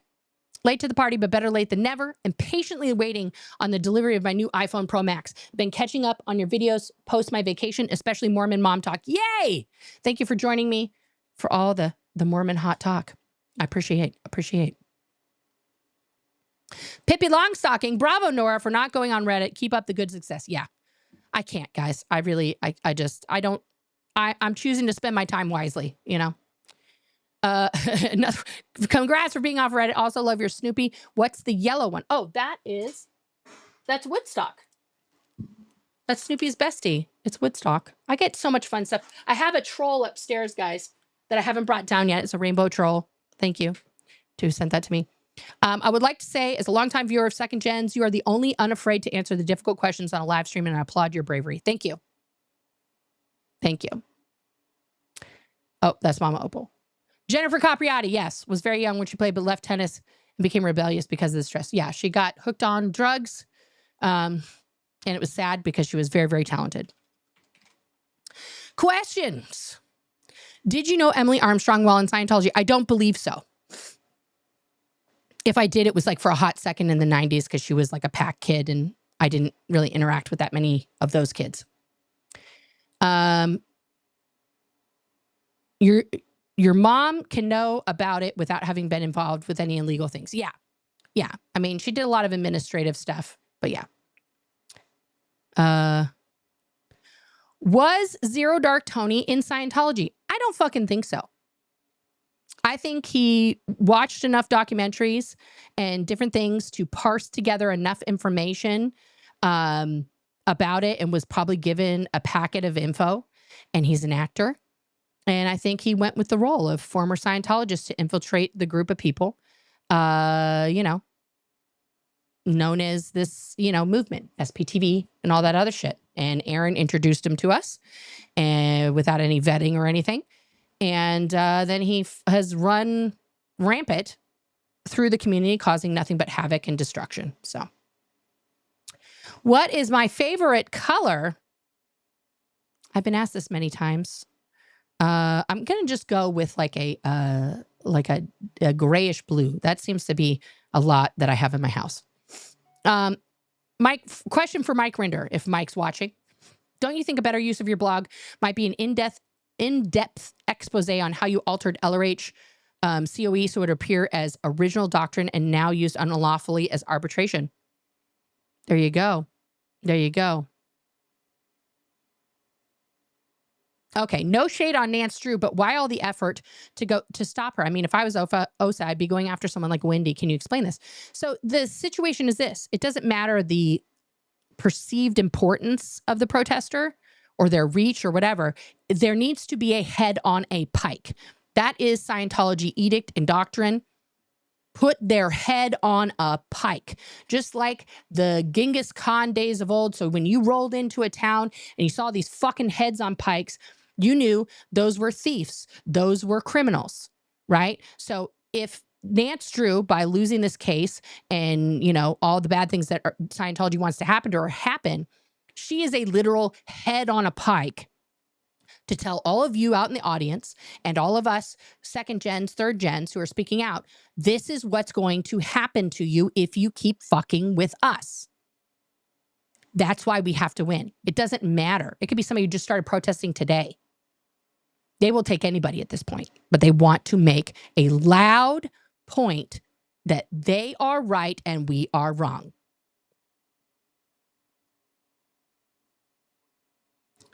What aisle are the gardening tools? Yeah, that would be aisle 36. Yes, you're welcome. Oh, that was a comment, but it had question in it. Steffi says, if we had to do a reverse op on OSO, we'd have to focus on what they find dear and love. Not an easy task. Thoughts?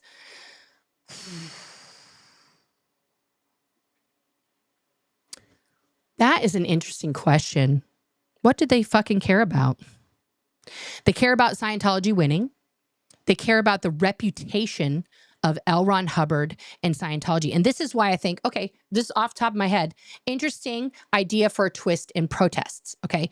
We can all see the very, very real public available record of L. Ron Hubbard in regards to all of the claims that are made by Scientology about him, right? That he was the youngest Eagle Scout in the world. We know that's not true.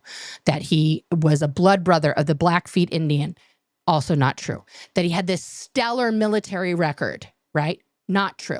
That he, retired in great esteem. Not true. He routed out of the military via Oak Knoll, which is for people who had, fucking shell shock and shit, for crazy people. Okay. With hysterical wounds, right? No, Bo, I'm not mad at you. I'm not mad at you. Why would you think that? I'm not mad. No. So attacking L. Ron, because everybody's like all this shit about David Miscavige. Oh, he's short and all this other stuff. And you could continue with that. Not necessarily the short stuff, but like more things, because what they care about is Scientology's reputation and L. Ron Hubbard's reputation. None of the protesters are talking about that as much, right? But let's dive into that. Let's dive in. Let's start highlighting how he kidnapped his own child and told his wife that he was going to murder her. All that kind of stuff. Okay. Am I up for Twin Flames reaction? Oh, yeah. Fuck, that's on the list, Freebird. Yeah. I'm going to do the one taste first, and then I'm going to do Twin Flames. Yeah, we're going to dive into a sex cult first. I have some super chats. Thank you so much. Marcy, very generous today with more than one super chat. Thank you for the sticker. It's crazy how detailed these tactics are. Yeah. They are nuts. Rocks in a box. Thank you. This makes me sad. One of the reasons I came into chats is connection. No, and I get that. I think that the connection portion can be real, and it is important to find that camaraderie. The internet has created the camaraderie for us, right? And I think it's amazing, and it can be absolutely beautiful thing, right? And I just want to get to this cute Steffi one. Thank you for your work, Nora. Importante. Thank you. But also, we have to be real about what's real, what's not real.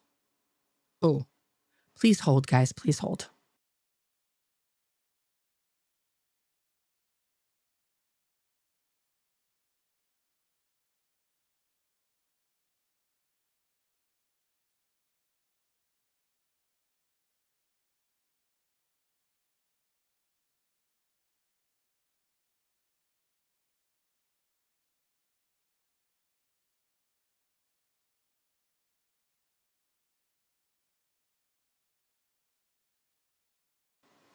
Hang on, guys. It's a call for my kid, and I have to figure out if they're here or where are they. Where are you? They're still at school. Okay. Let me.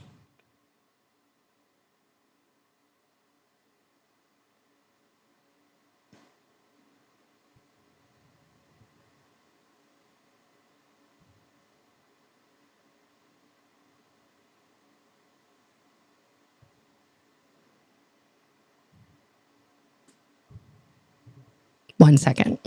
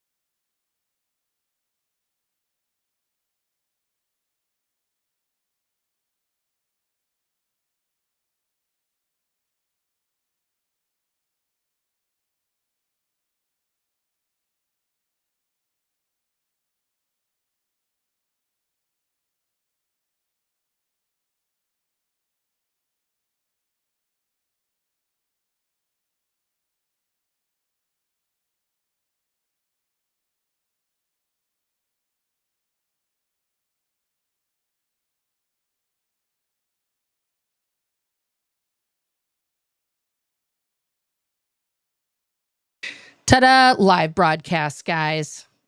Things are going to happen live, like your kid's doctor for a video visit calling, and your kid's still across, at the high school. So that's fine. Now they're together on my phone, and I lost my close-up cam, but it's all right. We're still here. There you go. This is what happens when you have teens. They have my number and not my teen's number. So they, they call me, and that's totally okay. All right. So I love you guys. Thank you guys for tuning in for this. I'm going to be watching the final episode of the, of course, Mom Talk. I'm very excited to find out what the conclusion is between the two rivals, Whitney and Tay-Tay. Please join me for that if you guys are interested. As soon as my new phone and watch arrive, I will be doing an unboxing video of the iPhone 16 Pro and the Apple Watch 10 on my other channel at Jen Exercise. Please tune in for that. It's going to be fun. It's going to be amazing. And I'm excited. And, thank you guys for being here. And I just want to bring up one thing, because this person is so desperate for fame, so desperate for attention. But it's not just Scientologists, guys, that want to be dicks, okay? This is my brother-in-law. This is my sister's husband. And he is a professional internet troll, which should have given me the mental fortitude to be able to combat all of the Scientology trolls that I've been going up against. But this gentleman, who also weighs 400 pounds, thinks it's appropriate to weight shame me on the internet. So, well done, Scott. Here's your 5 minutes of fame. Please go tell your wife, my sister, what you did so she can tell my mom. And we'll see how that goes the next time you head over to my mom's house to visit her. I don't think it's going to go well, Scott. I don't know why you would choose to do this. It's not funny. It's not cute. It's just mean. See, and when you have to put up with this, guys, in your own family, okay, in your own family, it should make it easier to deal with fictitious, things out there, but it doesn't. I'm still an actual human being with real human feelings. I'm a real girl. And, but he really, really, really wanted the 5 minutes. So let's give it to him. Scott, you're super important now. You've made it. You've made it, my friend. You've made it. I hope that this attention brings you the joy and all of the things that you were hoping for. Because this is an example of OSA bullshit. He's definitely not OSA, unless he's been running an OSA up on my sister now for 18 years, because they've been married for 18 years. But he certainly acts like an OSA fucking piece of shit troll on a daily basis. So if you see this man in his various incarnations on the internet, please, please let him know that he is not a nice human, and he should just stop and start acting like an actual 48-year-old human and not like a baby bitch boy. Okay? Because you are, Scott. You're almost 50 now. It's time to grow the fuck up. Okay? Time to grow up. Actually, the last time I talked to you in person was at my dad's funeral. And then this is the second communication you choose to give to me on the internet. Good job. Good job. This is gonna go well. This is gonna make this, I feel the family bonding coming together because of this communication, Scott. I feel like you're bringing the whole family together with this nugget. Just truly revolutionary, truly inspirational.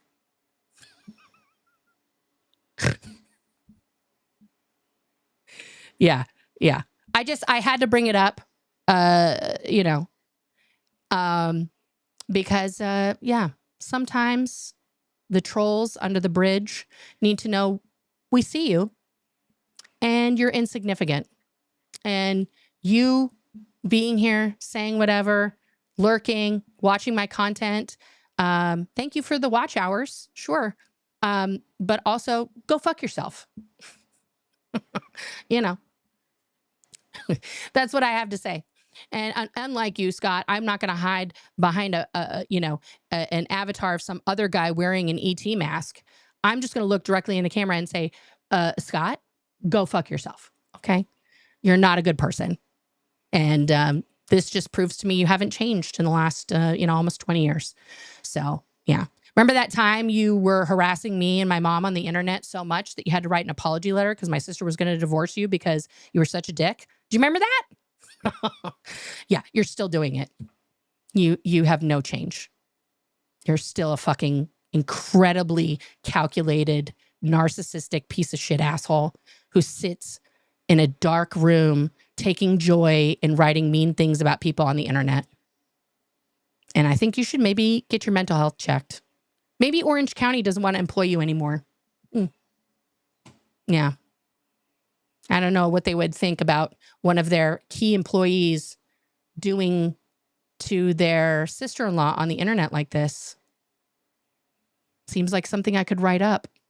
Oh, but I wouldn't do that. That would be Scientology of me, wouldn't it? See, guys, see how easy it is to go that low? I know exactly where Scott works and who he works for and what department he's in. I could absolutely have his ass in a sling. But all that's going to do is cause my sister to lose her shit. And then she calls my mom and then my mom's losing her shit on me. And I don't feel like, having that combo. It's a waste of my time. Okay. But this is how OSA thinks. This is how Scientology thinks. And would I think that this person, this subhuman being who has been infecting my life with negativity for the past 18 years by, partial relation to me, being married to my sister, that he would be above being paid by Scientology to harass me? Absolutely the fuck not. So I hope you're getting a big fat check, Scott, because you're going to need it. You'll need it. All right. Anyway, guys, no, he's not worth it. He's not. But, if I can let the trolls know, I'll let them know. And unlike you, Scott, I have done a public weigh-in to fully disclose how much I weigh, which is half of you. So there you go. Anyway, moving on, guys. I'm still in my weight loss struggle. I'm still been concentrating more on my mental health. I am going to be doing some more Gen Exercise, just pure exercise content coming up. He was never in Scientology. No. But yeah. So I love you guys. I'm sorry. I got really sassy at the end there. It was unnecessary, but kind of made me feel temporarily a little bit better with the dopamine hit. And I'm going to let that go now. Like I said, tomorrow, let's just recap real quick. When you are out protesting, keep your personal bubble of space at all times, okay? Keep that personal bubble of space. Make sure that you are aware of who's with you, who knows where you are. Please keep other people in your life informed as to where you are and what you're doing. Share your location with them, okay? So that you are safe at all times.